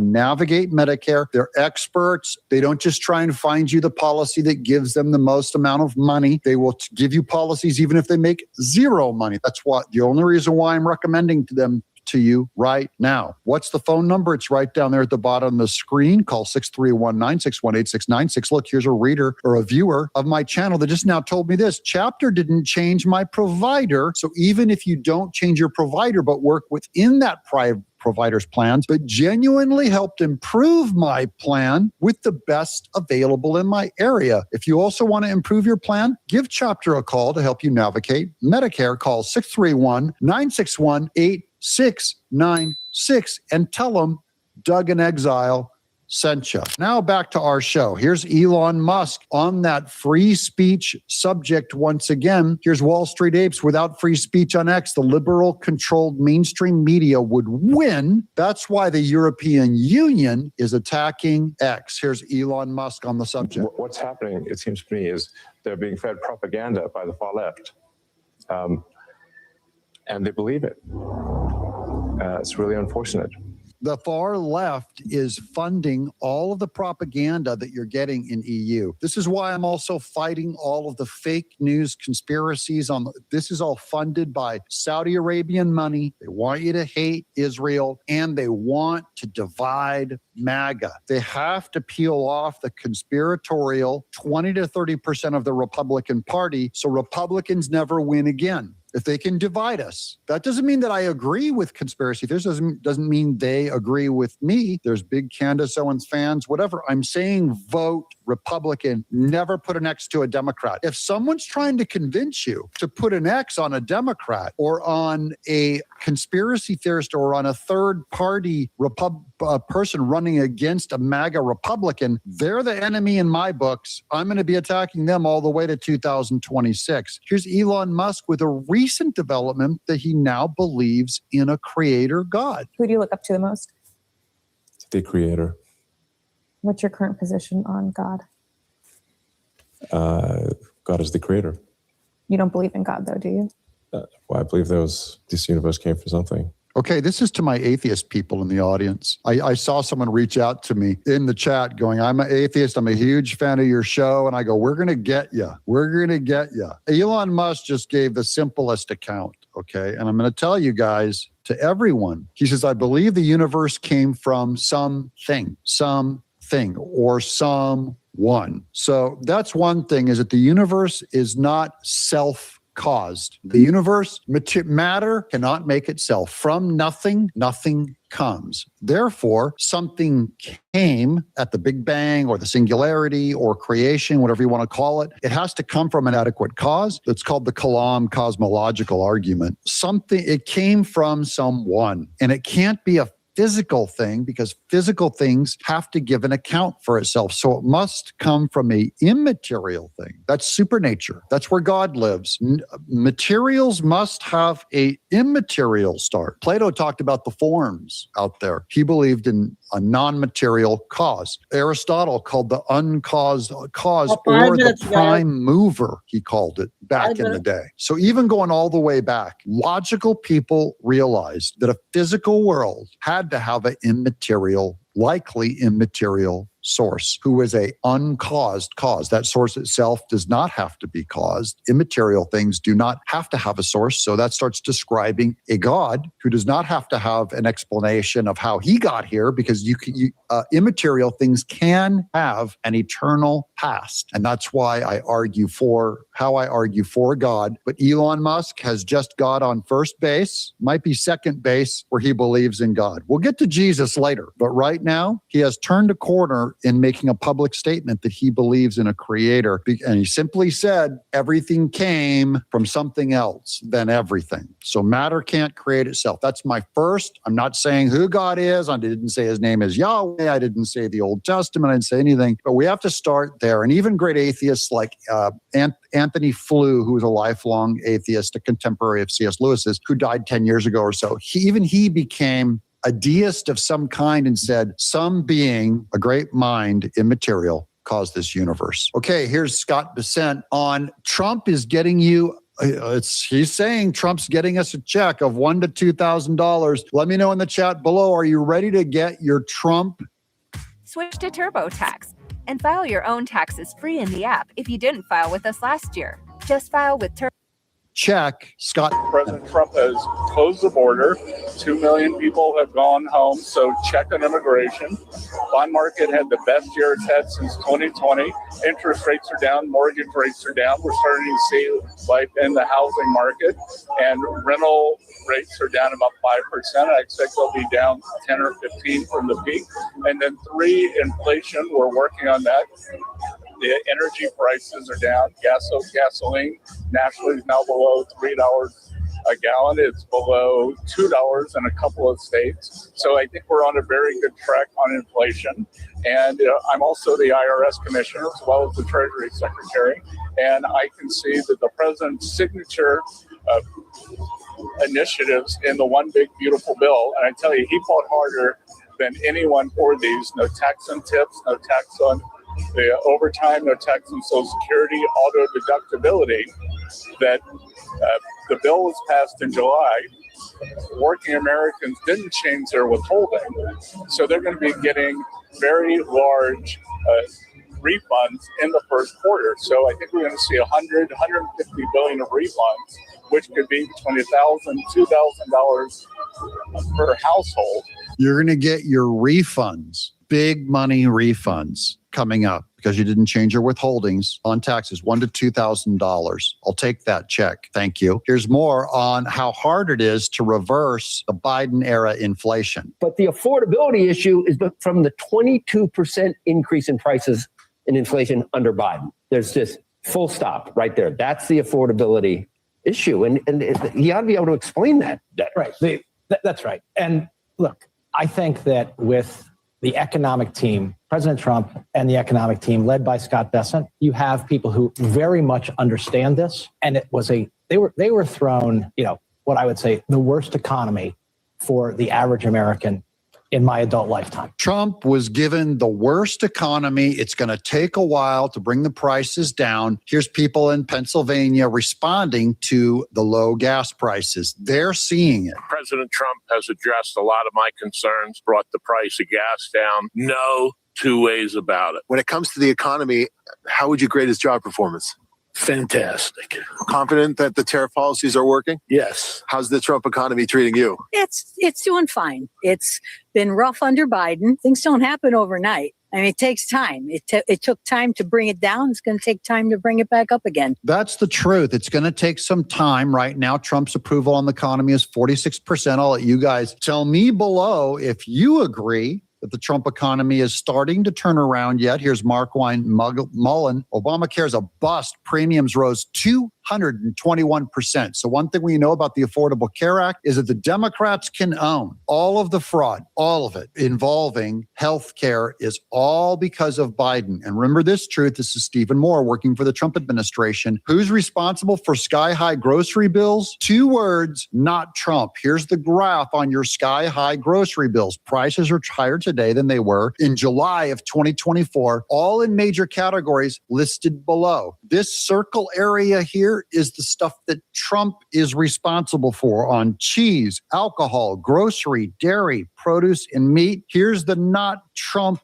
era of inflation, which all occurred under Joe Biden. And it's very slow to bring those numbers back down. Don't forget to call the number at the first pinned comment and in the description for chapter, guys, and I'll help you save more money to buy more groceries. But in the meanwhile, thanks for subscribing. I'm Doug in exile. Should Hillary Clinton go to jail?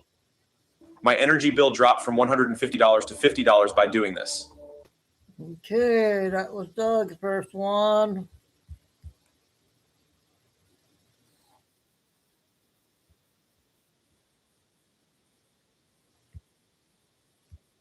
Rant on Fox yesterday on the topic of mass immigration, laying out the facts for people that I don't think most people know. This one? And it absolutely obliterates the left-wing globalist narrative that America is a country built by immigrants. We're a nation of immigrants and diversity is our strength. Wait till you hear what he has to say and the actual history and the facts of how this country was built and became the great nation that it was before the massive import of the third world.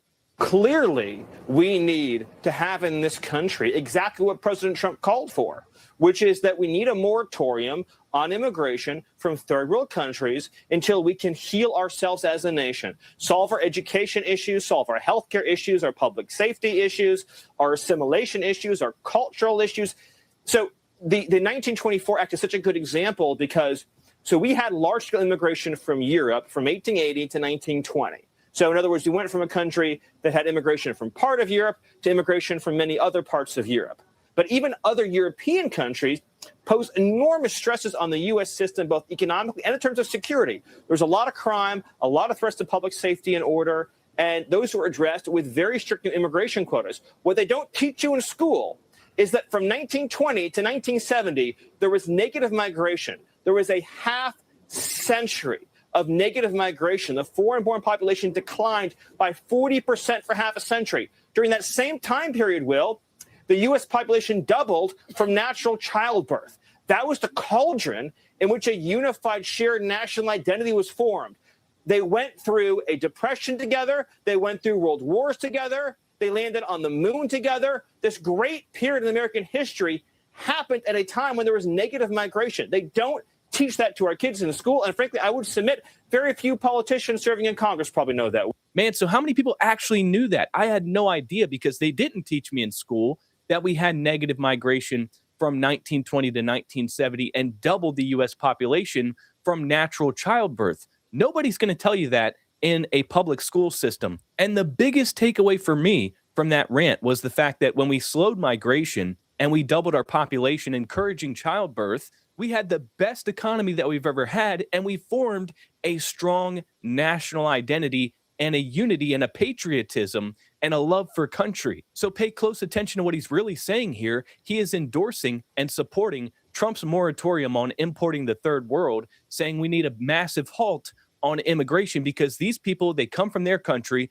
they bring their crap here, they don't assimilate, they don't adopt our culture, and we are losing our national identity. Now, in this next clip, he really lays out the impact of mass migration. And it is something that I think many people will be red-pilled from because these facts, these statistics are never, ever talked about. But it is massively important that the public wake up and realize the true impact of mass import of the third world. We are told on a daily basis that America is in decline. We're getting dumber. Our test scores are terrible. We're getting more violent. We're getting more poor. We're getting sicker. And every single day, it just keeps getting worse. And nobody seems to be able to pinpoint why. Well, wait till you hear what Stephen Miller has to say about that subject. I started All Nation Restoration to help people. Chase for Business is literally what it says in the name. It is Chase for Business, where I can find everything I need in one place so we can help people get back to life. Gemini, will this ham feed 6 adults? That ham appears to be 8 pounds. The conditions that they left over and over and over again.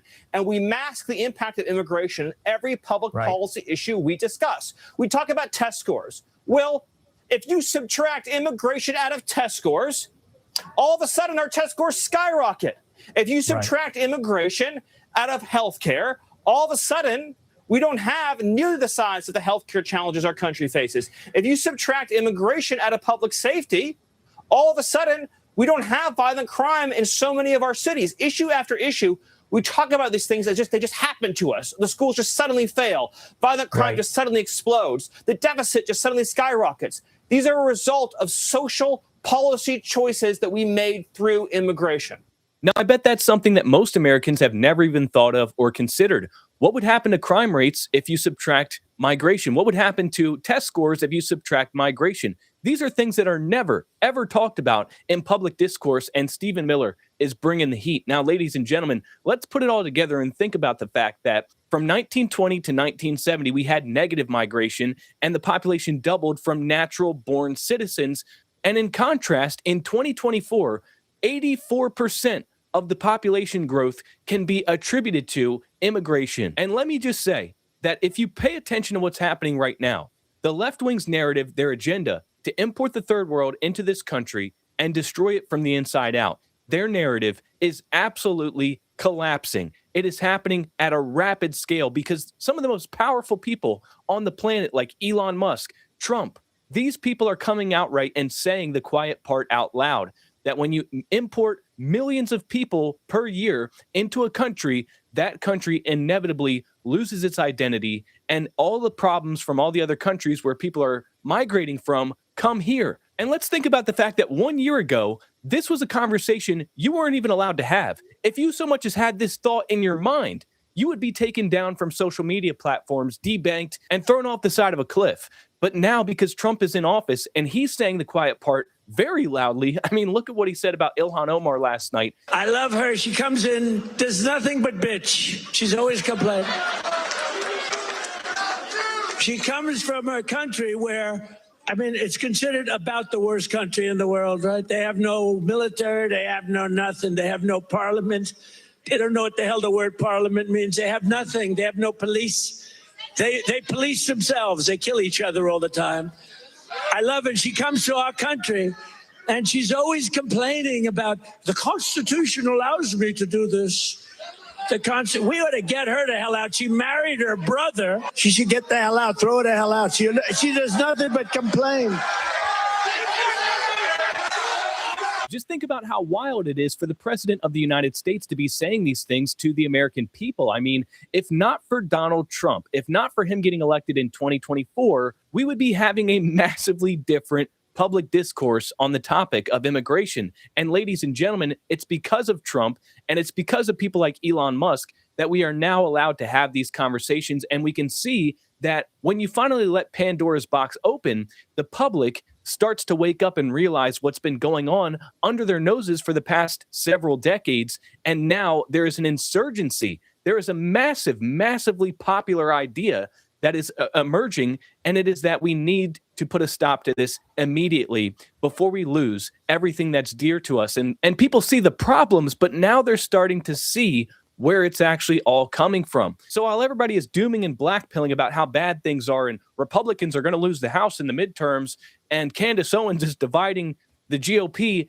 I'm not even thinking about that stuff. I'm still stuck on the fact that I am here right now in this moment on YouTube, able to talk about these things publicly and have a channel that's monetized, and my videos actually reach 1 million people a month.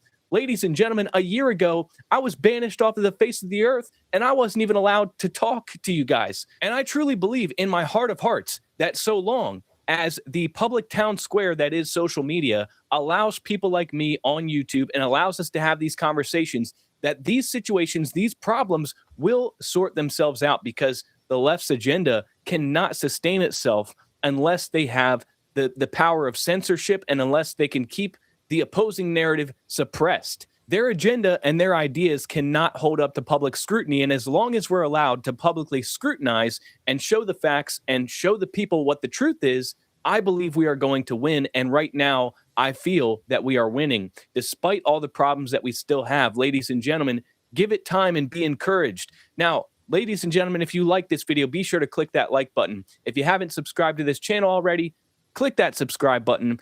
If you want to save a ton of money at MyPillow.com, go to MyPillow.com/Nick and use my promo code to save massively while there's a big, gigantic Christmas sale going on. Okay, that's another good one from Nick there. So you guys, I'm only 300 155 hours from getting monetized. Michelle's going to help me hook it up. So it could be maybe by Sunday, I hope. Hopefully by Sunday. And I'll have the super chat. So I'm looking forward to that. I'm gonna try it. I might as well. I worked so hard for it. I got a second chance at it. Because first time they took me down. So we got Trish, and the last two will be Cash's video.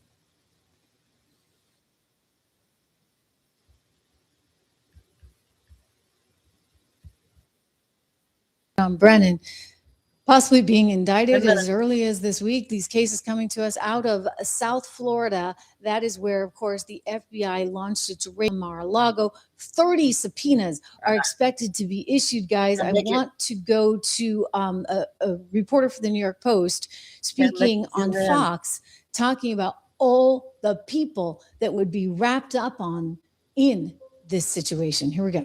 I think John Brennan and the FBI lovebirds, Peter Strzok and Lisa Page, Jim Comey, James Clapper, the whole lot of them, the whole lot of Russia hoaxes, thought that they'd gotten away with it.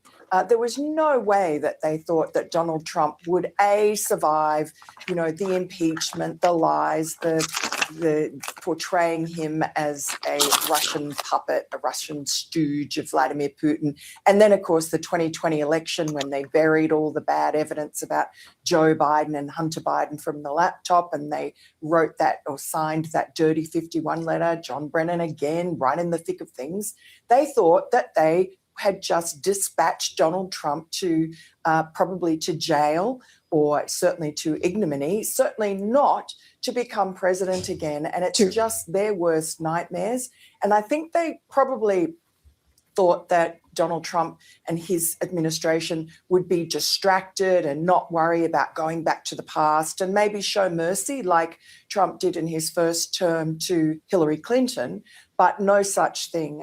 No such thing. You know what? He's now you get John Brennan facing the indictment. Again, all these subpoenas going out, CNN talking about the news as well. This is a big deal, guys.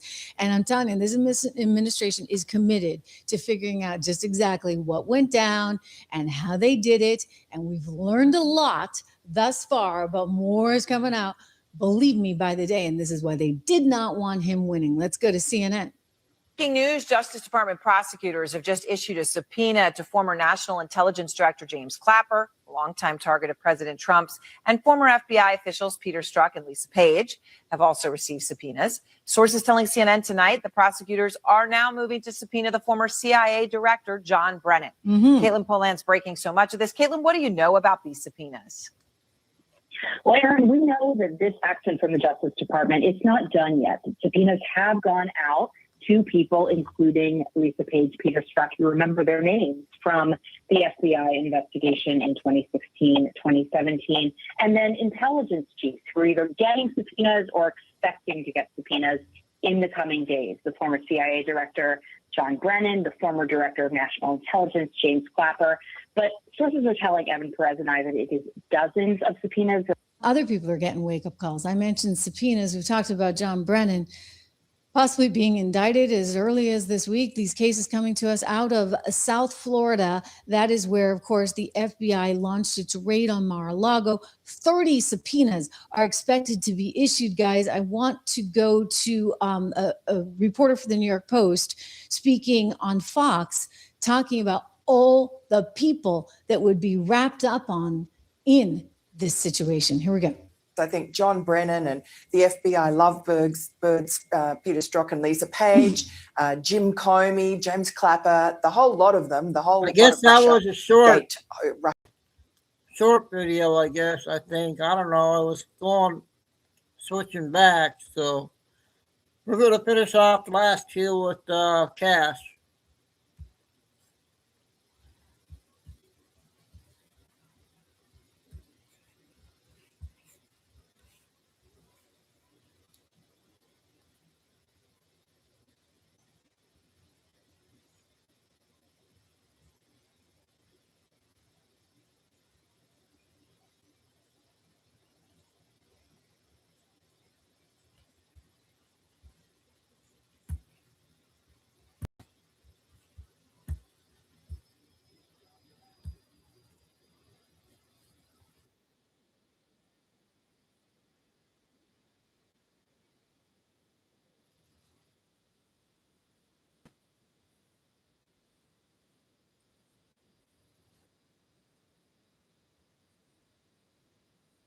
Next. Here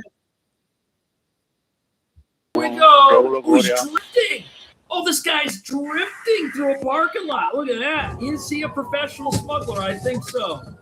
This one And is is that going to bottom out? Nope. That's a pit maneuver right there. Here's the alternate angle from the chase car. Oh, those bushes. I don't know if they're going to grow back, but now he's in a parking lot. Oh, this guy doesn't stop, does he? Look at him. Lot. Looks like a motel parking lot. A motel. Oh, and now he's leaving the motel. That was a quick stay. Yeah, some people don't stay at these budget motels for very long, that's for sure. And what's he going to do now? That car is like on fire. Another pit maneuver. This is like pit 4. Yeah, it's bottom around. This guy is impressive. Okay, now he's stuck. No, they're getting out. He's out. Southbound. 3 vehicles moving in. Go get him. Go get him. You better stop. You better stop. That's right. Whoa, what's he going to do? Oh, they got him. He's down. Okay. Look at the taser. Get your head behind your back. Oh, get your head behind your back. Stop resisting. I got that. Wow, this guy's a gang member. But before we see some even wilder police chases that will have you questioning whether it's safe to get behind the wheel of a car in America ever again, watch this female smuggler put up the fight of her life. Okay. All right, so right now I'm going to ask you to step out, okay? You and your passenger, go ahead, step out. Can I see my ID? Show you? Yeah, I know. I just need to see. No, Oh. I already have it. Go ahead, step out. She wants her ID, won't get out. Now she's thinking, watch this. You're not going to Go ahead, believe step what on she them. does. This goes sideways real fast. Oh, and there it is. And she's gone. Out like a rocket. 4 cruisers surrounding her. And now this could put her away for a long time. Because Texas DPS, they don't give up. These are not your sanctuary police. Oh, look at that. Driving on the other side of the yellow line. Sirens blaring. They thought they had her boxed in. And now she's out again. Can they catch her? How weighed down is this vehicle with smugglers? Oh, wow, they got 4 units. Oh, and they're hauling her out. Oh, there's a car seat in there. Wow. Woo, whoa, so she had 3 fugitives, but 3 people, that's nothing. This semi-cab has way more than that hidden inside. Wait till you see that. Yeah. You're a truck driver, like for what company? It's a private company. Private company. What are they called? He's looked. He looked at the name of the truck to figure out where he worked. Do you have a CDL? I do, but like I said, I don't have a picture of it on him. He has a license, but he doesn't have it with him. Right now you're alone. You're alone right now, right? Yeah, I'm alone. Okay. Could I see what you have in the vehicle? You give me permission? Look, he looks around. Is it required? It's not required. You don't have to then. Okay. I mean, you have to. Like, there's no reason you should be searching the vehicle. There's no reason. I mean, I'm asking for consent, but if you're going to deny it, that's fine. But I'm just I'm going to stand by here. This guy knows. For some other units to get here, and I'm going to run a dog around the vehicle. Wow. I just think sorry. I mean, I'll get to that right now when we get here. Uh-oh. This guy knows that he's going away probably for the rest of his life. All right. So they got the dog. Can you just keep an eye on him? Oh, they're going to cuff him. Dog alerted, they're going to cuff him. If we don't Watch find this. anything in the vehicle, we're going to release you. Right now, we're going to conduct a probable cause search on the vehicle. Probable cause. What are they going to find in this vehicle? Now, the cab was gone, and you're going to be shocked when you see what they find in here. Yeah. Hey, no se muevan. No se muevan. No se muevan. No se muevan. Nadie. Standing room only. Wait till you hear how many folks are back here. Look at this. This is so insane. Ahorita vamos a sacar. There are over 20 people in here. Look at this. Look at this. Insane. How were that many people able to fit in the back of that semi? Terrible. And with each one, 23 people, every time you're convicted, that's 10 years. Dude, this guy could go away for 200 years. But as you're about to see, not every driver with fugitives in their vehicle wants to stop and talk to the police. And this guy in this silver truck right here, who is barreling down the freeway, is no exception. And he's putting everybody at risk right now, running like this.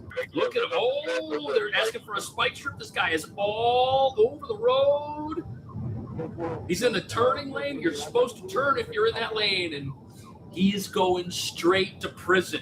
Oh, look at that semi. Oh!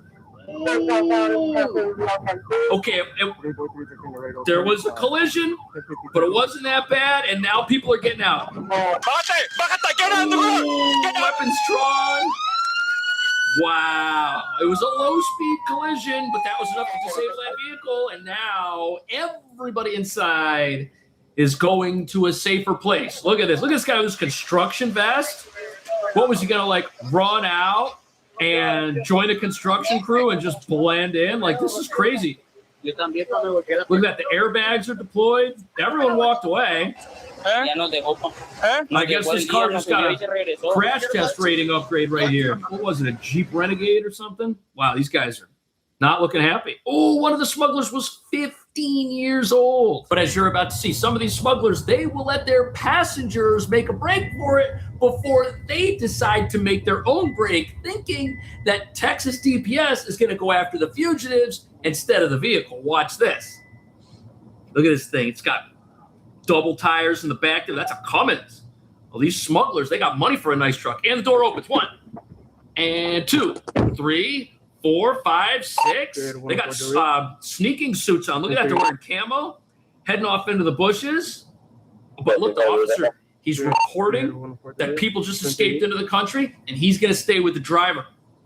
Yep, he's not going. He's not going to take the bait. Someone else can go find them. As you're about to see, there are ways to find people who are sneaking around. Look at this. Officers are ready. They got this guy coming out. He's given up. Interesting.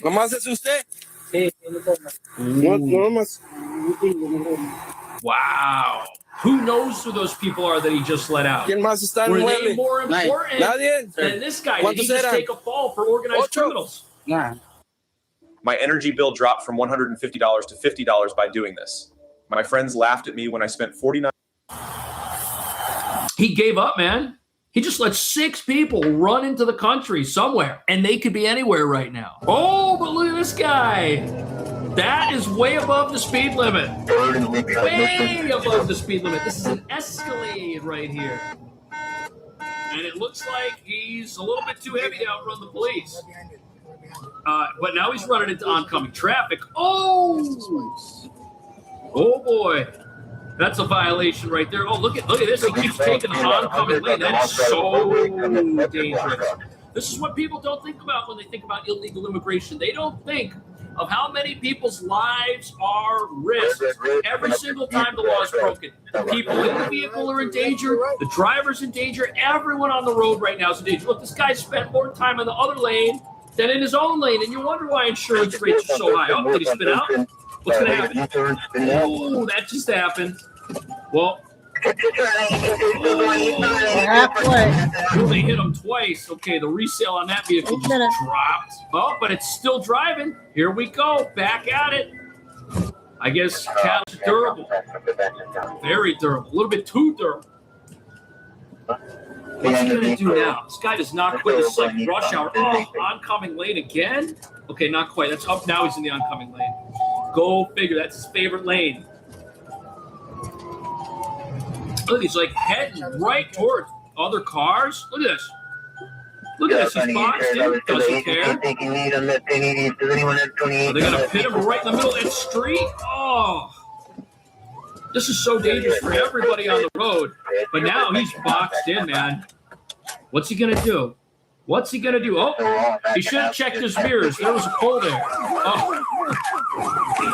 Apparently, this resulted in him getting removed from the vehicle in as peaceful a manner as possible. This guy. Wow. Smuggler evading arrest? Guy put the whole neighborhood at risk. You coming from, sir? Yeah, where are you coming from? Dallas? Dallas. At least he's not running. Okay, but where are you coming from right now? From Eagle Pass? Eagle Pass. You have time to leave Eagle Pass? It's like the smuggling hotspot. Officer knows people are in this vehicle. I guess he was given permission to go inside and look around because that's what he's doing. Oh, there's 2 officers. What do you think's in the trunk? Oh, hello. Yeah, 95. Oh. Ooh, people in the trunk. Step up. What are they doing back there? I don't know her. I don't know her. I don't know her. How'd she get there? He says he doesn't know her. Manos atrás. That's because he was paid to bring her into the country. That's ridiculous. These people will say the dumbest things when they're getting arrested, man. Who's that, man? I don't know how she got in my purse. You don't know how Like, she got in your purse? I went to the Kickapoo, and then once I left the Kickapoo, I got on the road to go straight to San Antonio so I could do some race at my girlfriend. Well, she's not my girl. She's really just somebody I know from San Antonio. So first he doesn't know her. Then he does know her. Doesn't know how she got in the car. These smugglers should really think about getting their story straight before they talk to law enforcement. But as you're about to see, Texas DPS, they're not stupid when they talk to people. Do you know these guys? Oh, can you say their names? Doesn't know their names.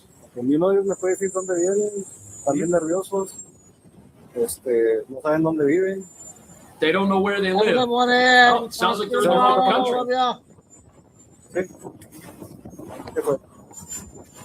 What's happening? Tell the truth. Did you pick him up? Yes, he did. Oh, he's a smuggler. Where? On the side of the street. Yeah, that's legit. Did they cross? I don't know. Oh, handcuffs. Look at that. How many people are in that car?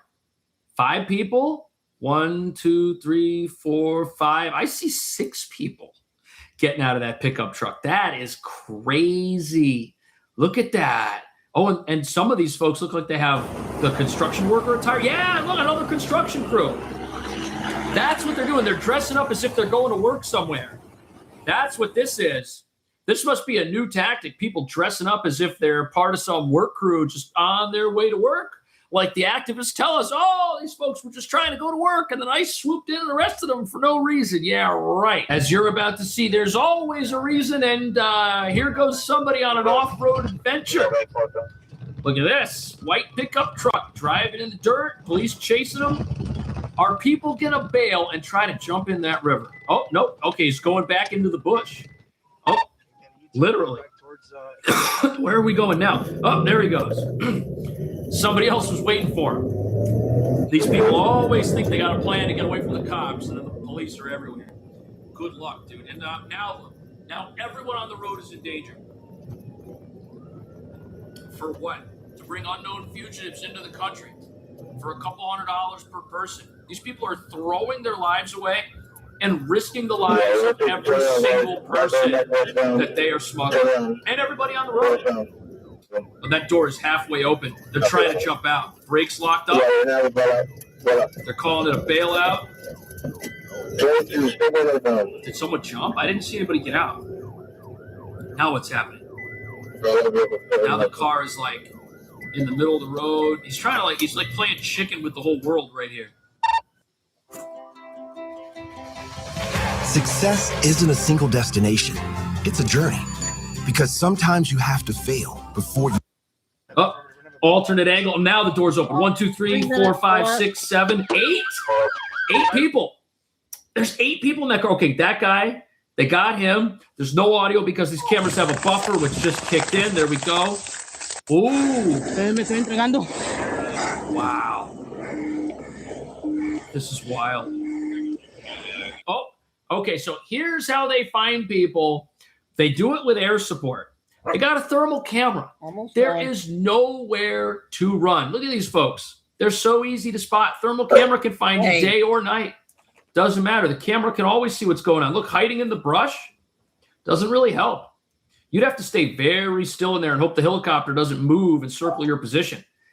Wow, this guy's 17 years old. That is crazy. Is this like some sort of cartel paraphernalia here? That is really scary. This guy's actually an illegal immigrant himself. But as you're about to see, not all of this mayhem happens at the border. Here we have an illegal alien with a license from New York, and the wheels all just fell out of his vehicle. There they are bouncing across the highway, and the police have this on camera. Look at how dangerous this is. These tires are just flying down the freeway. Vehicles all over the place. This is crazy. Of course, the officer now has to check this out and see what's going on. Got a couple of state troopers. Look at, oh, these are the tires. That's not the vehicle they pulled over. But here he comes. Oh, the guy, here he is. He's got his vest on. Living? Yeah. To Dallas. You live in Dallas? Yeah. Oh, okay. How long you been living in Dallas? Now, is that where you're going? Yeah, going. Where do you live at? Where do you live? From Indiana. Indiana? You live in Indiana? Yeah. Okay. Yesterday. Yesterday. Okay. This is Oklahoma, where this is happening. Yesterday? Oh, okay. I'm living yesterday. Where do you live? Where's your home residence? Live? Yeah. I'm from New York. New York? Oh, Yeah, New York. How long you been living in New York? 2 years. 2 years? Yeah. 2 Where months. they give driver's You been living licenses in to New the York for wrong 2 years? folks. Yeah. Okay. Where'd you move from? Moved from? Yeah. What? Then when you moved to New York? I'm Saturday. So apparently, this driver is a citizen of Kyrgyzstan, but he was able to drive a truck with an unsecured load because he got a CDL from New York, a sanctuary state, and he's not even supposed to be in the country. He was here illegally. That's just absolutely insane. And you know something? I'm so glad we got law enforcement out. Okay, I'm going to play the last 3 or 4. I got some short ones we'll play. We'll just play one to finish off.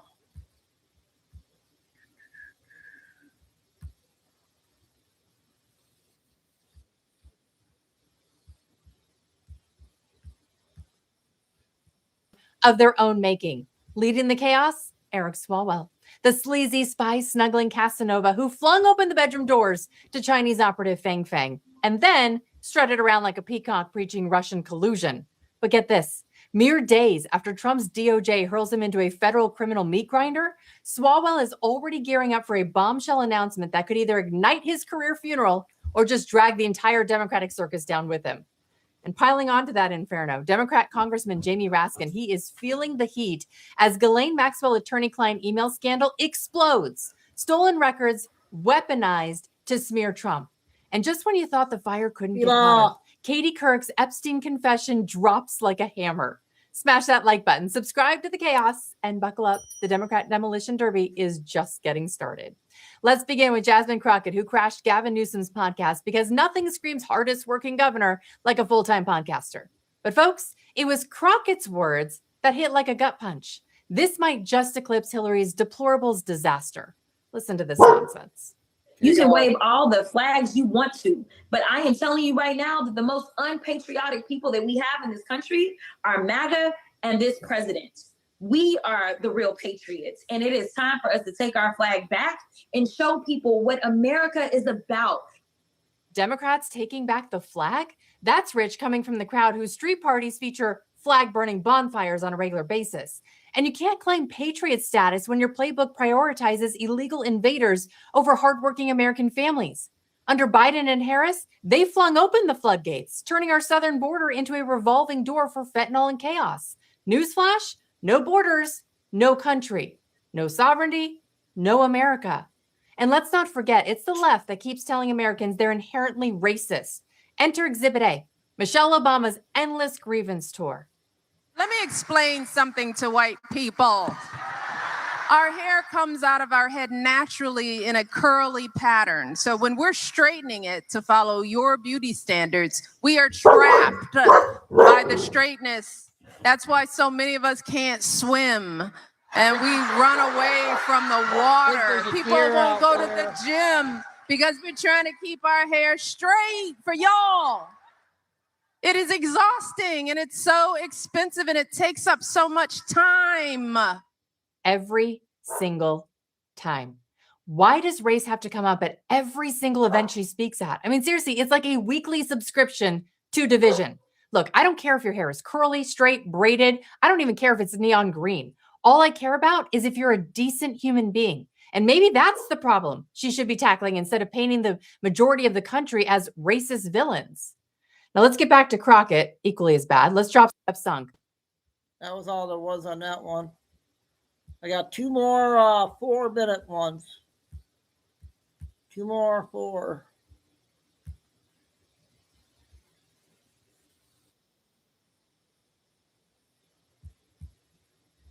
This guy's good. Stay in New York City. No, this thing detonated across the entire country in like hours. In Washington, D.C., they're now scrambling, trying to contain the fallout. I'm not exaggerating. One mayor-elect just flipped a single policy on homelessness, and suddenly the entire federal housing system, they went into emergency lockdown mode. HUD froze a nationwide overhaul. Sanctuary cities doubled down. ICE is facing open revolt, and the political aftershocks, they're rippling coast to coast. Well, that escalated fast. Just days ago, New Yorkers were told that things would stabilize. Instead, the incoming mayor reversed the encampment rules overnight, bringing back tent cities, open air drug havens, and the exact same policies that helped collapse Los Angeles's MacArthur Park and turned it into this fentanyl wasteland. And guess what happened next, guys? Washington saw it. They panicked. President Trump's administration hits the brakes so hard on HUD and HUD reform that even DC insiders said, we've never seen a freeze this sudden. Well, meanwhile, as if what's going on in New York with Mayor-elect Mondami wasn't enough, in San Francisco, officials are trying to keep ICE off city property altogether, turning into this national federal versus sanctuary showdown, unlike anything we've seen since 2019. Well, today we're going to break down exactly why New York City's fast reversal triggered national alarm, who inside of this HUD pushed the panic button, and how these cities may have just sparked the biggest homelessness and immigration fight of 2025. Folks, stay locked in because this one moves real fast. Hit the like button. Thank you so much for subscribing and making sure that you're subscribed to the channel. Folks, here's where the explosion really begins, because tonight, or actually overnight, literally overnight, New York City's incoming mayor, he walked in and essentially torched the Adams era encampment enforcement. No gradual transition, no public hearings, no safety assessments, just a blunt force policy reversal that instantly unwinds the city back to the worst days of 2022. I'm talking about one signature, one press conference, and suddenly the sidewalks, subways, and overpasses are open territory again. Tents back, open air drug scenes, they're back. Zero enforcement unless it's catastrophic. You got it. Yeah, thanks, Mayor Mondami. And New Yorkers didn't even have time to blink. People just woke up, check the news, and realize, wait, we're doing this again? It's crazy. Now, this is why the whole country is watching, because this wasn't slow decline. This was political whiplash. This was basically a U-turn that was so sharp it nearly snapped Manhattan's spine. Well, let's just say that escalated fast. So now here's the part that nobody outside the political world fully understands. When New York City shifts, other major sanctuary cities, they almost always follow. Manhattan is the ideological runway. So what launches there pretty much takes off in Los Angeles, Portland, Chicago, Denver, even San Francisco within months. So when NYC suddenly announced we're bringing back encampments, federal agencies hit the alert button. This wasn't a local governance tweak. This was a signal, a political flare that was shot into the sky announcing that progressive urban policy is swinging back to its pre-crisis posture. HUD saw it, DHS saw it, DOJ saw it, even the Trump White House saw it. Because if NYC normalizes street encampments again, homelessness metrics nationwide shift, funding models get disrupted, and other cities, they get political power and cover up to follow suit. This isn't ideological anymore. This is a national impact, immediate and unavoidable. And if you want to understand why the critics are sounding the alarm, you only need to look at 2,400 miles west, straight to Los Angeles's MacArthur Park, because that park, it didn't collapse overnight. MacArthur Park collapsed the moment that leaders decided encampments were acceptable. Now, first came the tents, then came the open air fentanyl markets, then the overdoses, then cartel-driven drug corridors operating right out in the open. Families avoided it, businesses fled, police couldn't secure it in the city, one of the richest cities in America. They lost control of a public space to criminal networks that thrived under non-enforcement compassion. This is why people are saying New York is importing LA's worst mistake. So basically the same moral language, the same promises, the same housing first, enforcement last doctrine. And here's the chilling part. LA's leaders, they thought that they were the exception too, but they weren't. In New York, this is nuts, guys. This is nuts. Okay, one more 4-minute one. That guy does a good job.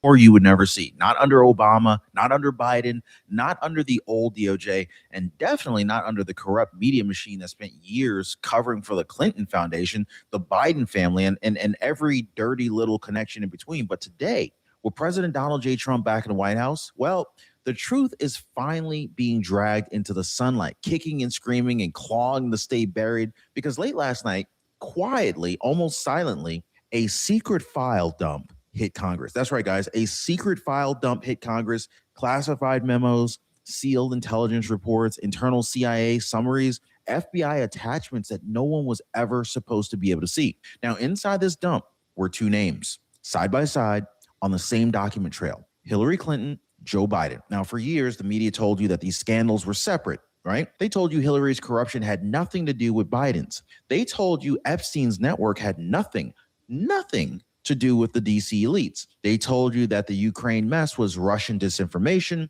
the Burisma bribes were debunked, and the Clinton Foundation was charity work. Y'all remember that, right? Drop a yes if you do. Well, guess what, guys? Those same journalists are in full meltdown mode right now because President Trump's DOJ just unlocked a set of sealed Epstein-era files. And some of these names, some of the meetings, some of the cross-reference entries, they match. They connect and they overlap in ways that the media hoped you would never put together. Now, this isn't a conspiracy. This is not a rumor. This isn't some anonymous internet noise. This is a federal document trail coming straight from agencies that have been finally forced to turn over what they've been hiding since 2016, since 2014, since the Obama years, and maybe even further back than that. And suddenly, the Clinton Foundation, Biden's Ukraine dealings, Hunter's Burisma payments, and Epstein's network, guys, they're all sitting on the same timeline, okay? The exact same timeline, the exact same foreign contacts, the exact same donor circles. And the Democrats know it, the White House knows it, and the media knows it. And right now, behind the scenes, they're panicking like never before. So stay locked in, guys, because once you hear what's inside these files, once you hear which officials signed off, once you hear who tried to bury the evidence, you're going to understand exactly why they've been scrambling to distract you with all these fake crises, breaking non-stories, and every last ounce of political theater that they can cram onto your screen. This right here, guys, this right here, this is the moment everything they built starts to crack. And we just getting started. Hit the like button and subscribe. All right, so what triggered this political earthquake wasn't a whistleblower. It wasn't a journalist. It wasn't even a leak inside the White House. It was a forced disclosure, a document dump so massive, so cross-referenced, and so messy that the agencies involved, they couldn't hide the overlap anymore. It was obvious. So inside the stack were Clinton Foundation. Folks, buckle up because what I'm about to show. Okay, that guy does a good job. Well, we got 2 hours tonight. Even 2 hours, not too bad. So once again, another night of intel, another day, and so God bless everybody. Love all. Remember, please hit the like. I guess Michelle got busy, I think, and I thought hopefully we'll get the backup channel going soon. But stay safe, stay strong. Keep the faith and never give up. Thanks, KK. So, signing off, Chico and Dude. Till tomorrow, you guys. Another night.